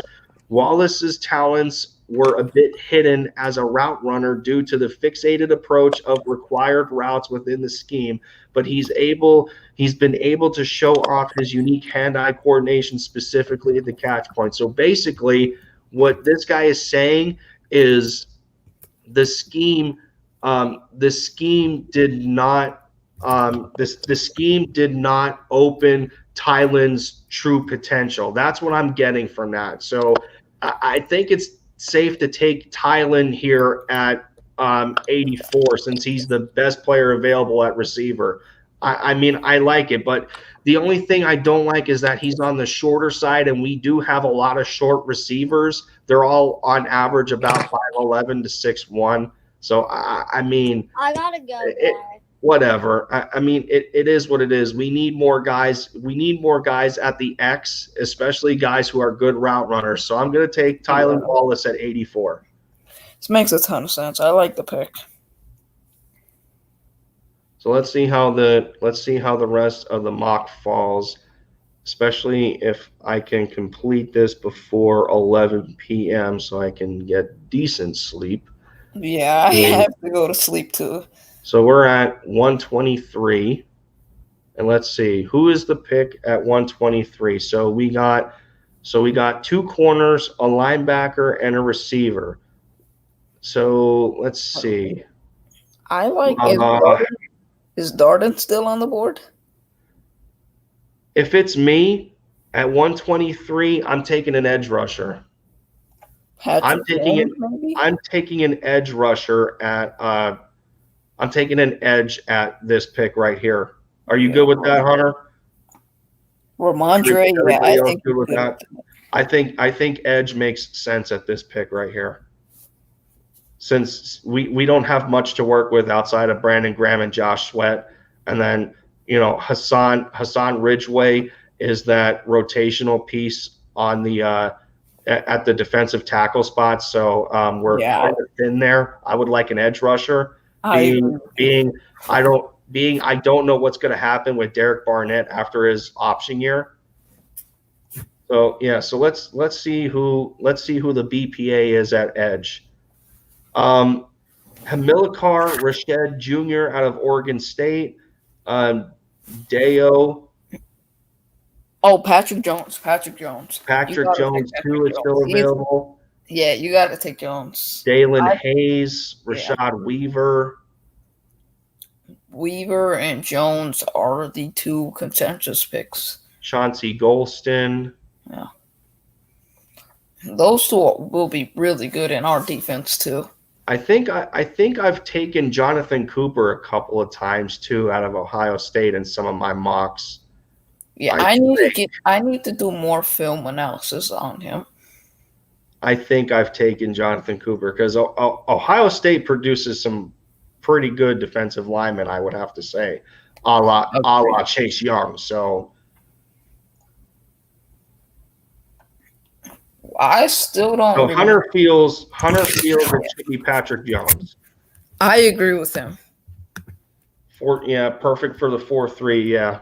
See with the 4-3 that we're gonna go for now, it's not gonna be just a straight up. It's not just gonna be a straight up point of attack where it's that Jim Schwartz defense that the whole line just go after the quarterback. No, there's gonna be some stunts. There's gonna be some disguises.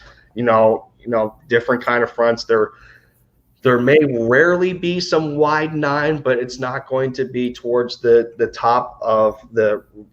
It's not going to be to the top of the formation list. So, I mean, so he says Patrick Jones. Well, let's look at him. 3-star recruit. He comes in at almost 6'5", 264. That's pretty big for an edge. I think I've looked at him before. So it says here. I think. It says here he's had a strong junior and senior campaign. He racked up a combined 24 tackles for loss, and in 22 games, he had 17 and a half sacks. Holy crap. Wow. Jones is a balanced defender capable of making an impact as a pass rusher and run defender, but he doesn't offer much in the way of scheme versatility. Okay, I mean, that's not a big deal. That's fine for us. Yeah. I mean, let's not forget our new let's not forget our new defensive line coach, Tracy Rockers. Pretty damn good. Let's see. Jones is hard charging out of his stance and brings a good variety and moves to the table. He's a smart run defender that competes for his gap. That's good to know. Processes quickly and understands how to counter blocks. The concerns entering the next level is his lean frame, modest length, and the need to continue developing his hand technique. He has the upside to start in the NFL and command a majority of the snaps in an even front defense. I don't know what more you could need, Yeah, I've done my film on him, and I saw like a couple times on film where he just struggled to get off. He struggled like getting off of his blocks because of his small frame. Not that it's like a small frame for a defense man. It's just that he just got off the block and got easily out positioned from like the action by like a single blocker and like a certain play. See, it also depends who you're lining up on the trenches with, the depth at the position. Like, is the rest of the defensive line getting pressure, or are you the dominant guy and you're more the focus over everybody else? So I mean, you can also put that into consideration. Yeah. So Hunter also says here, Sample won't have those kind of problems. Okay, so let's find Sample here. He's an edge rusher as well. Where is he though? Depends on what you want to do, Lindy. Is he a late day pick though? Let me see. Cameron Sample was taken at 119 by the Vikings. Oof, Hunter. Oof. That is a low blow. Yeah, Hunter, you lost your chance at Sample there. Dang it. Dang it, he says. In a Hunter voice, yeah. Yeah, I'm okay. I'm okay with Jones here too, because I mean, at his frame, I mean, you can arguably say that he would be the biggest edge rusher that we have. I would think. I'd assume so. Yeah.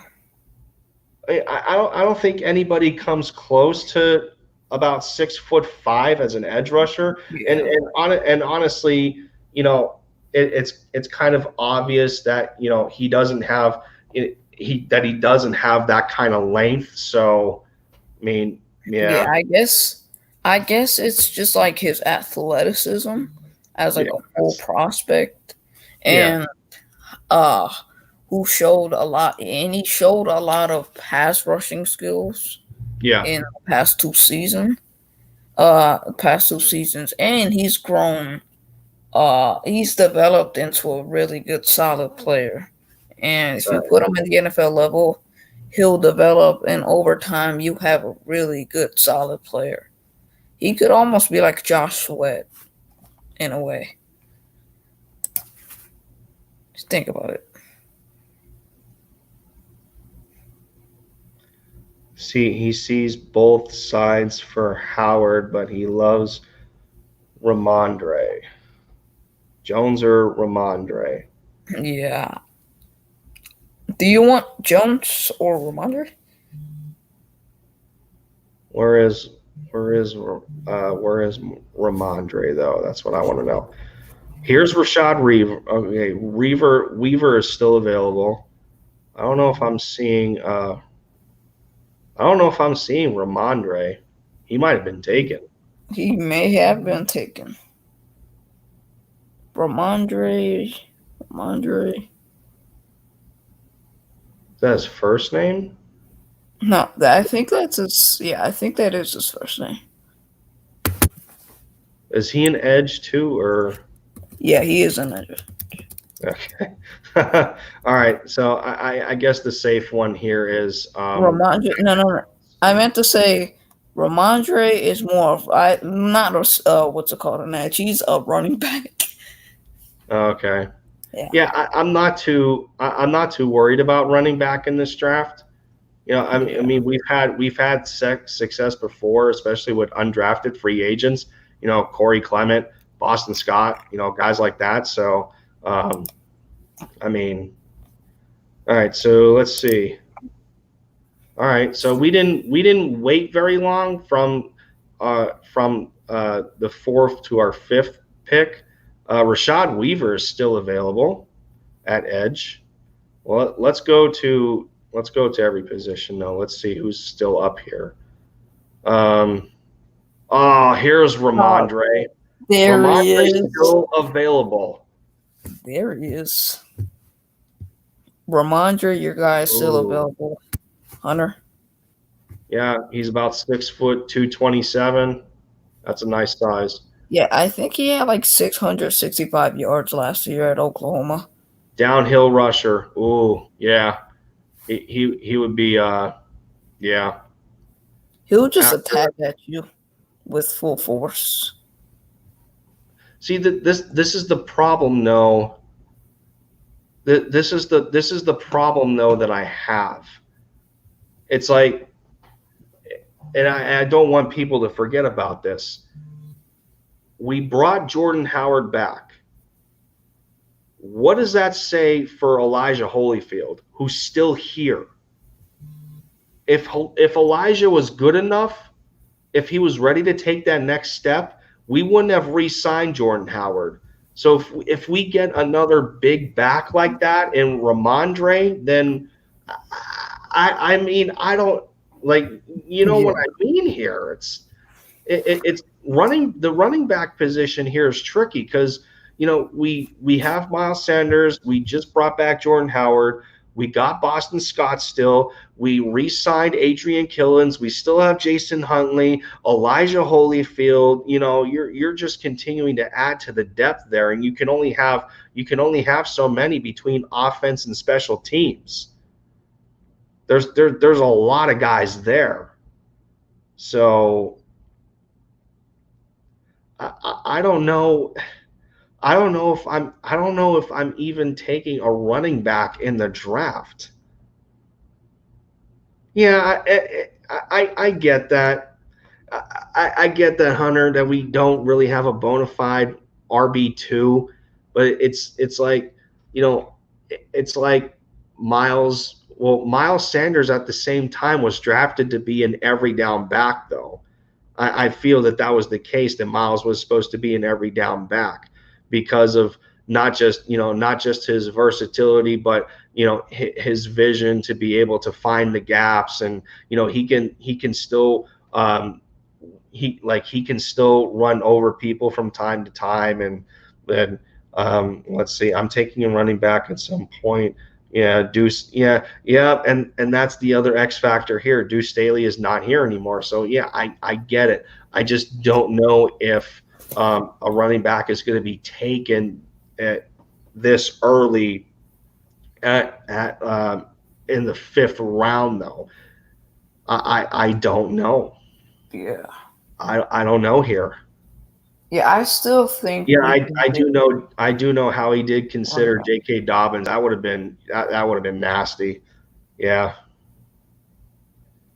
Yeah, I know depth is important. There's just I know depth is important, but there's a lot of guys on the roster right now.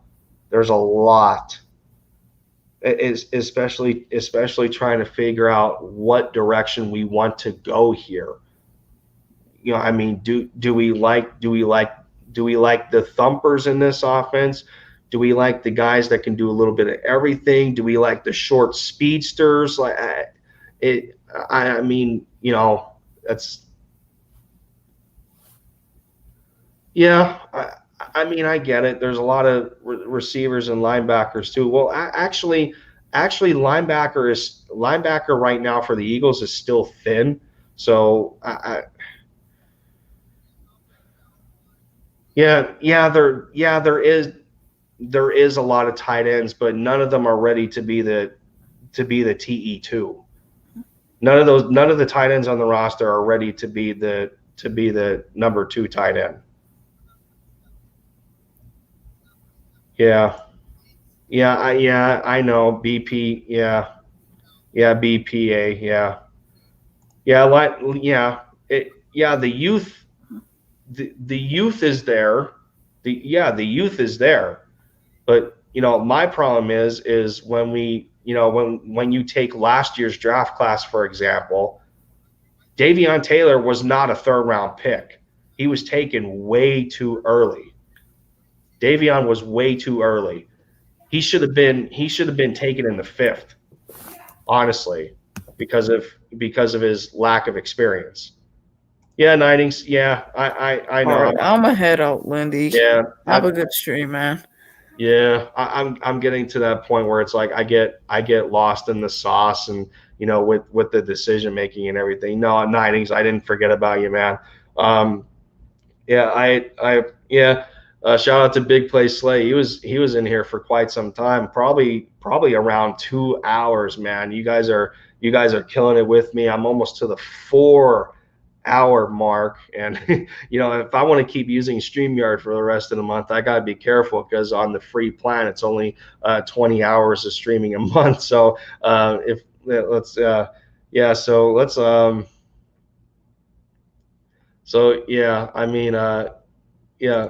Okay, so you had Davion and Kayvon Wallace mocked to us last year. Well, I mean, yeah, sure. It's almost that was almost predictable just based on what Jim Schwartz wanted. So let's see. Who else is on the board?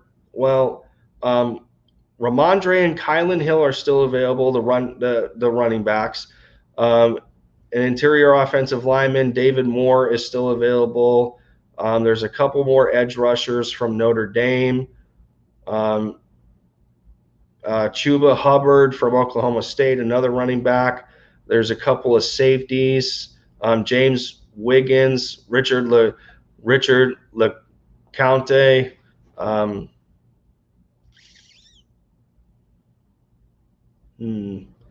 Des Fitzpatrick is still there too, from Louisville.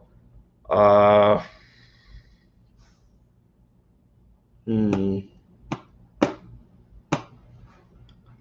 know what?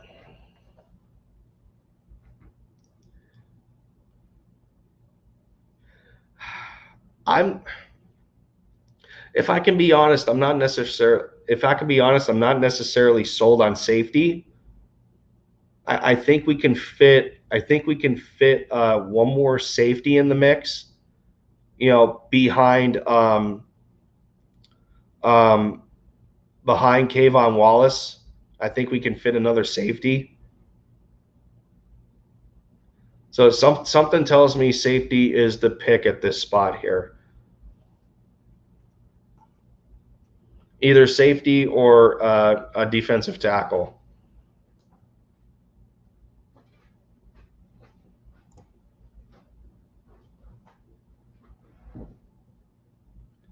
Which the BPA for a tackle looks like it's where is it? There, Bobby Brown out of Texas A&M. There was another one. There was another one here too. I gotta find him. Khyiris Tonga from BYU.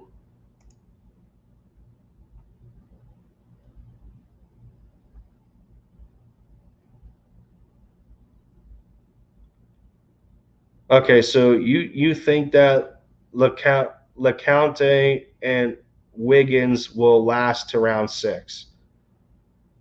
Okay. It's hard to pass on Rhamondre. Well, let's see. Well, he is a Sooner.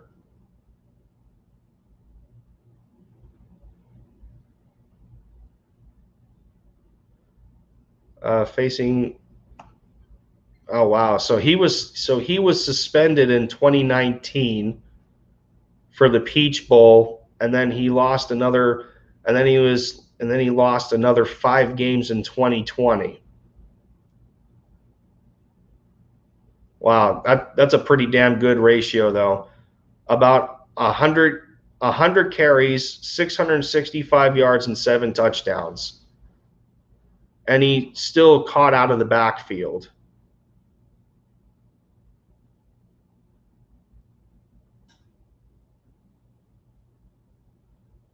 Okay, yeah. Okay, yeah, Hunter, I see where you're going with this. Yeah. See, I see where you're going with Rhamondre here. You're thinking of it. You're thinking of it as post Jordan Howard, especially if Elijah Holyfield is not on the come up. So, I mean, yeah, I see where you're going. Yeah, if this ends up being a case of post Jordan Howard, then I don't see how you don't take Rhamondre here. Yeah, I get it. I think wasn't Rhamondre the running back for Jalen Hurts too? Didn't Jalen Hurts have Rhamondre in 2019? I'm pretty sure he did for a little bit. Outside of Spencer Rattler, I think Jalen Hurts. I think he was the running back while Jalen Hurts was there. Yeah. So yeah, I think for continuity purpose of Jalen knowing the kid and playing with him, yeah, I think yeah. We'll go running back here. We'll take Rhamondre Stevenson here at 120. And finish up this mock. I actually went a lot longer with this stream than I intended to. Whew. At least tomorrow's my last day at work. Although the wife is probably mad at me right now. No, she had some nursing stuff to take care of. Well, she's still in school. Okay, so let's see here. 189. What did we fulfill in our needs here? If it'll say, I don't even think it says here. Oh wait, no, You have to go to all picks. Okay, so we didn't fulfill tight end, safety, interior offensive lineman, defensive lineman, quarterback, and tackle.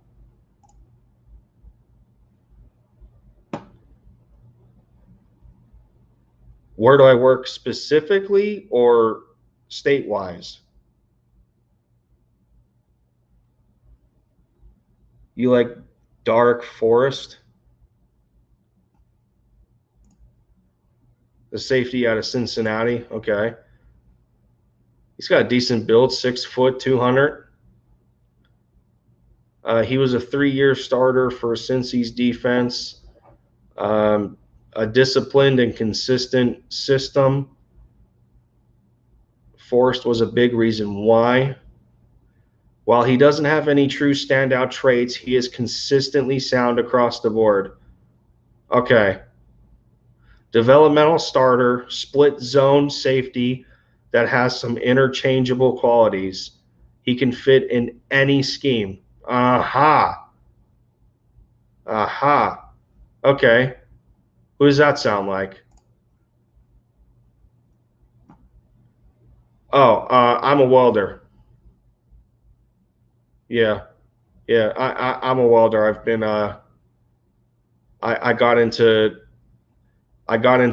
welding about 11 years ago. I was only about 16.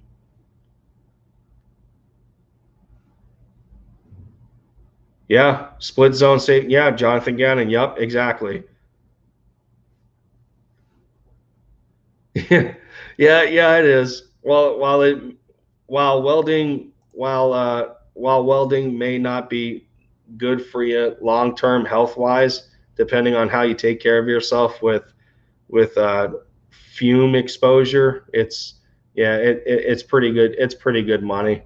I'm still growing in it though. You're never done. So yeah, I do like Derek Forrest. I do like Derek Forrest here, or Dark. Excuse me. I gotta make sure I get these pronunciations right. One of your high school. Okay, yeah, I'd believe it. Okay, yeah, I like Dark Forest here. It kind of Dark satisfies my view at the safety position. You know, that I still feel that we could use some depth there. I wouldn't call safety loaded by any means. It's probably more so top heavy than it is loaded with the addition of Anthony Harris and trying to figure out where Rodney McLeod is. But if you pair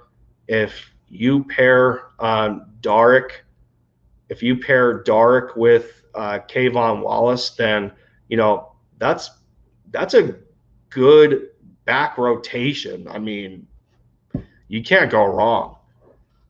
You can't go wrong there.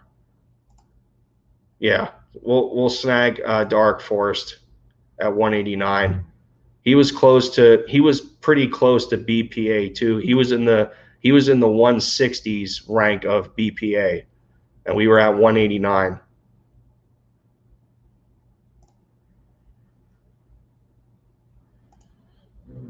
All right, so our next one is it looks like the top scroll is a bit slow here. So 224.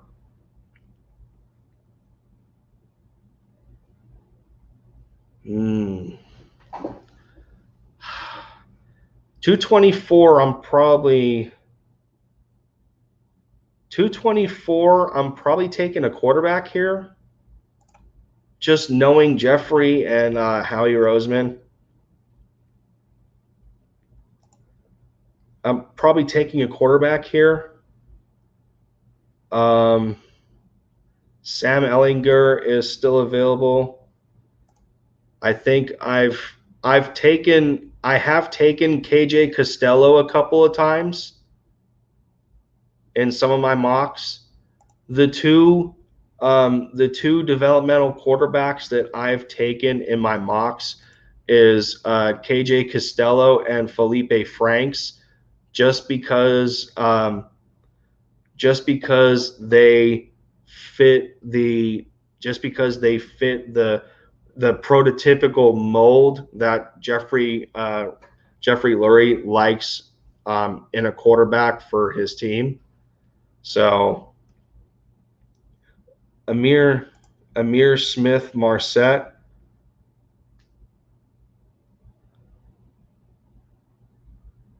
Amir Smith Marset was a huge Deshaun Jackson fan. Oh, another receiver. Where is he?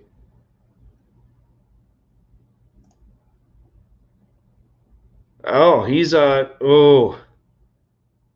as soon as you say something, Hunter, he's BPA at the position. He's 188. He's 188.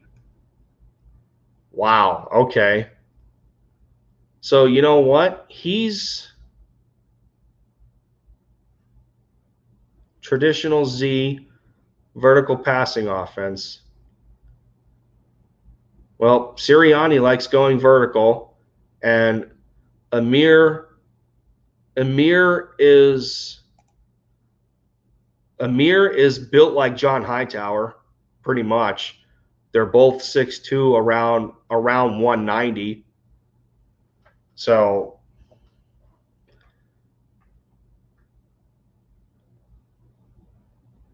yeah, so based on that,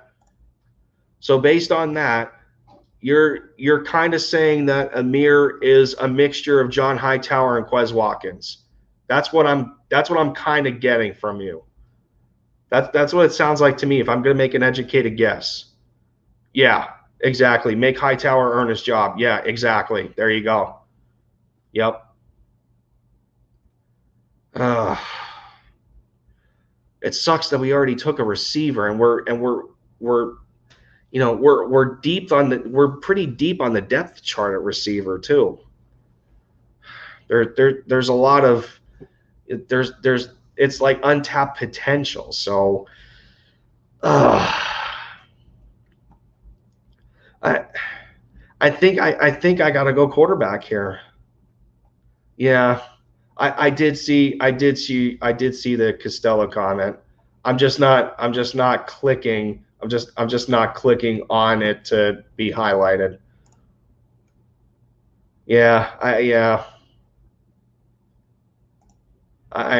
KJ Costello. Yeah, I mean, really, KJ's basically built like Carson Wentz was. He's just a little leaner. 6'5", 222. Yeah. And he was a former Stanford quarterback too. Developmental, number 3, West Coast offense. Yep. Yeah, we'll go quarterback here, KJ Costello. So back-to-back 224 and 225. Let me see. What are the tight ends left? Who's left at tight end? Nothing much. Tight end isn't looking good this late.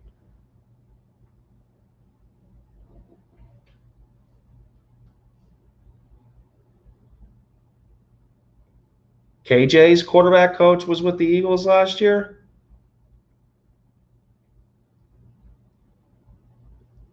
Huh.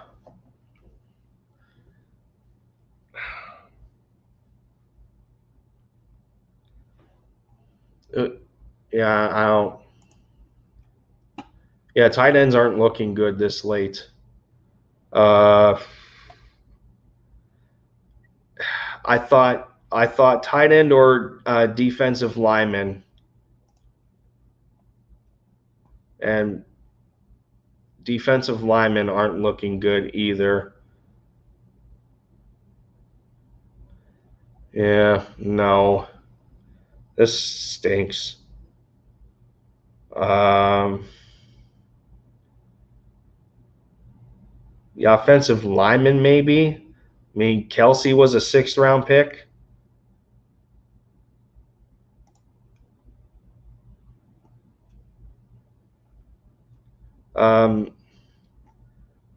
It's a little better, I guess. Josh Sills, Mikal Minette out of Penn State.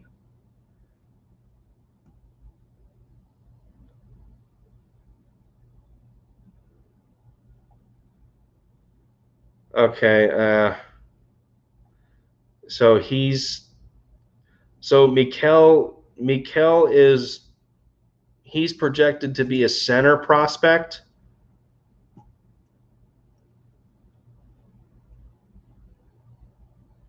Oh, Andrew Briner. Okay, yep.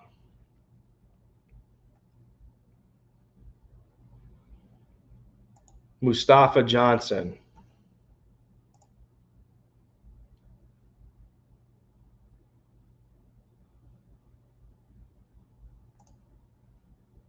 Yeah, he's there.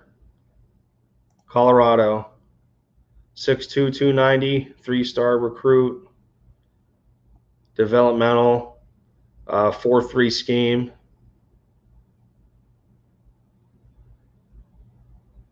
Good reactive athleticism. He's undersized and lacks length.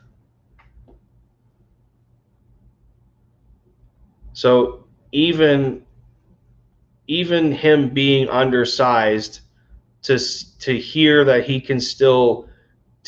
he's still kind of sufficient in gap penetration.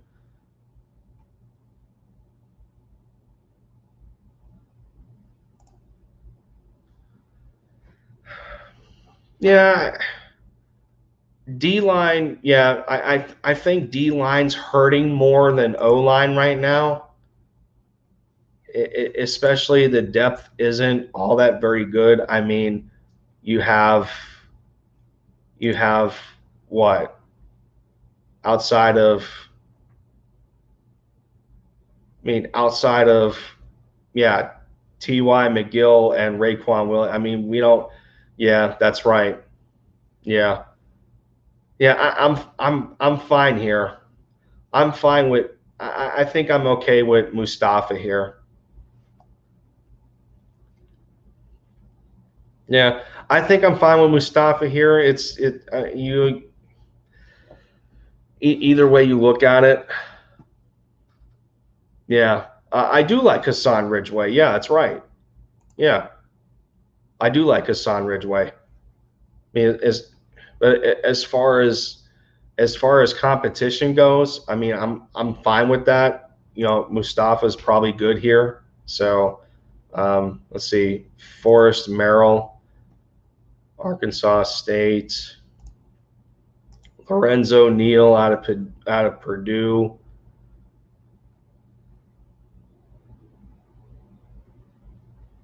Okay, so yeah, no, yeah, we'll go Mustafa here. And I think we got 2 more picks, and that's it. Yeah, I think we got 2 more picks, even though we're not going to use all 11. I doubt we use all 11. So let's see.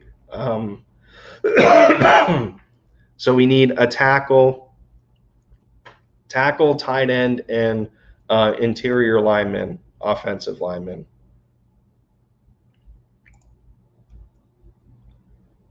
Josh Sills.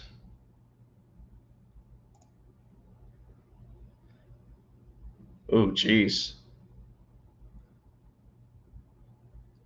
Left guard.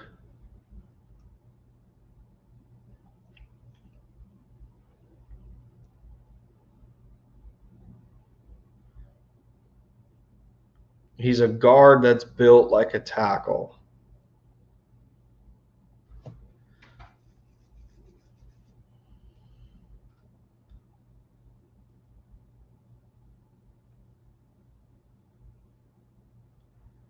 Okay. I don't know. Let's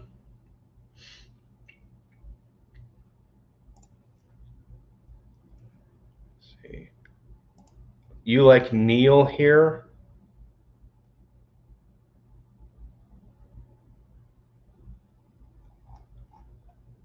For interior offensive line?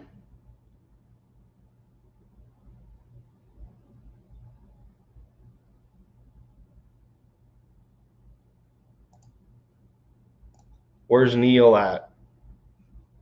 Tackle or offensive line? I would have to assume tackle because they're Josh Ball. I don't see Neal.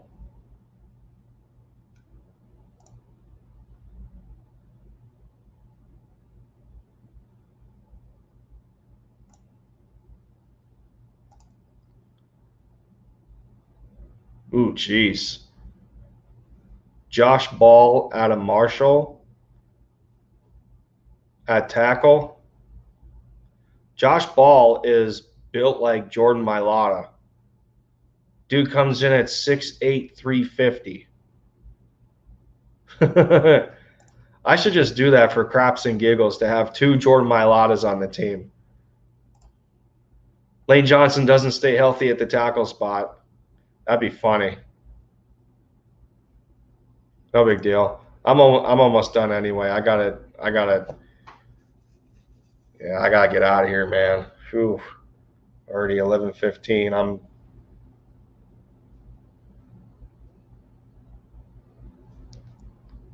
Yeah, that's what I'm saying, dude. Josh Ball is built like Jordan Mailata. Dude, he's built like Jordan Mailata. Dude's like 6'8", 350.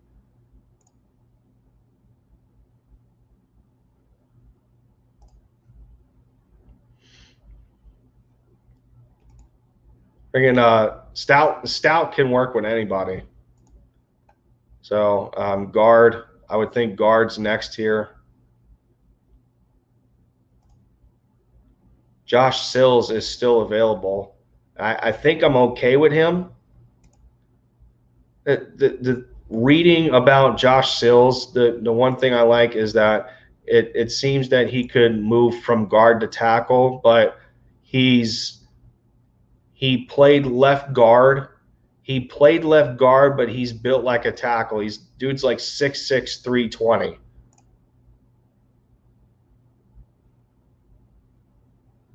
Josh Sills looks like another physical specimen, dude.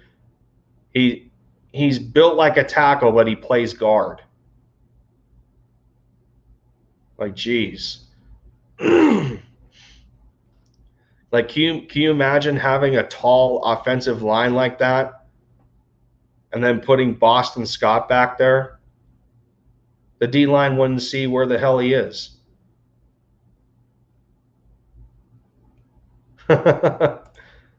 Man. Yeah, dude. I don't know. I might have to take Josh Sills here just to get another lineman in here. Because it seems like Josh's deficiencies would be pretty easy for Stout to help him grow out of. I mean, if Jeff Stoutland can turn a rugby player into a pretty good left tackle in the amount of 3 years, then he can work with anybody. So I'm probably going to take another physical, like a big, physical specimen here at the offensive line spot. Yeah, let's grab Josh Sills. I think that's the last pick I think that's the last pick for us at 240. Yeah, I think that's it. Yeah, there we go. There we go. All right. Well, we finally made it to the end of this mock, and I think I made it to the end of my first live call-in stream in excess of 4 hours. That's unbelievable. Jeez. I started this crap. I started this at 7. Dude, I started this at 7. let's just go over everybody that we took. So I guess this will be considered the I guess this will be considered the J.C. Horn draft. And I'll zoom in here for you guys. Yeah, I'll have to put in the comments or something for those that want to skip to the mock that was created. Just go to the minute mark of 4:19, 4 hours and 19 minutes in the stream. Just go to that. So yeah, so I think I zoomed in enough for you guys to see. It's got a small screen for me, but just let me know. So this will be the J.C. Horn mock, and I won't advertise it. I won't advertise it on my channel. I guess I'll just say it. I guess I'll just say it in the comments. Refer to 4:19 of the stream. So for the J.C. Horn draft, we got him at 12. Patrick Surtain was taken by the Dallas Cowboys, which is my nightmare. Per the Philly Insider podcast, with a lot of influence with some of the choices here, as well as other contributors to the live call-in, which this is the participation was fantastic, guys. I really do. I'm blessed and appreciative of it all. So 37, we get ourselves another linebacker in Zaven Collins. At 70, we double dip at the cornerback position, being that, you know, we needed at least 2 to 3 outside corners. So Ifeatu was the pick at 70. Wide receiver, we still managed to grab Tylan Wallace, another X guy to complement Travis Fulgham. We get our edge rusher in Patrick Jones to help with the depth at the position. Ramondre Stevenson, one of the having a decent connection with Jalen Hurts, being that, you know, that big-bodied running back, which we have a lot of like smaller specialists, or we have a lot of smaller specialist guys. So with that, we get our safety in Dark Forest from Cincinnati. KJ Costello would be the developmental quarterback, the prototypical quarterback under Jeffrey Lurie. We get our defensive lineman in Mustafa Johnson. And then we get 2 physical specimen offensive linemen for Jeff Stoutland to have a field day with, and 2 Joshes, for that matter, that I really didn't pay attention to. I didn't pay attention to this. Both offensive linemen we took, their first name is Josh. So not the first time that we have multiple players with the same first name. So, well, in this mock, we get 2 Joshes, just like we have multiple Jalens. So, yeah.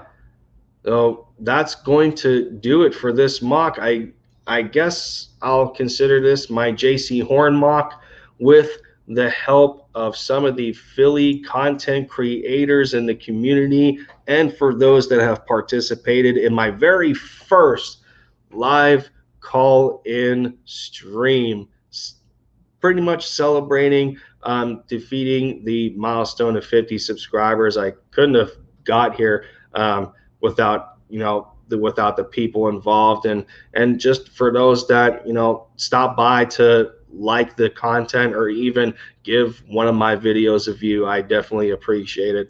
On that note, that's gonna definitely do it for me. I gotta get some shut eye for my last day in the work week tomorrow. It's gonna come quick. Man, this was pretty successful. Probably didn't choose the best day to do so, since I decided to do this on the same day as a Sixers game. But hopefully down the line, I'll probably choose a better day when you know, when the viewer base doesn't have much to do on YouTube, and I can get maybe I can get some of the bigger content creators on the channel, you know, to do further mocks. I mean, hey, the draft is 2 weeks away. You know, we're probably going to be seeing more mocks in the time being. So, you know, that's going to do it for me, everybody. I appreciate everyone coming out, giving their input, coming in the call in, getting this mock knocked out. You guys are the real ones, just hanging out with me and you know, showing that you guys appreciate what I do on here. Thank everybody stopping by. Let's go Birds, Big Play Slay, Philly fan all day, otherwise known as Braden. Night Inks, one of my regulars, you know, Philly Insider Podcast. Hunter, you're one cool dude. You know, thank you, everybody. That's good. Do it for me. I don't know when the next live call-in is going to be, but I'm sure it's going to be just as much of a blast as this one was. Thank you again. Y'all have a good night. This has been Lindy Endzone. I'm signing off. Take care, and I'll see you later.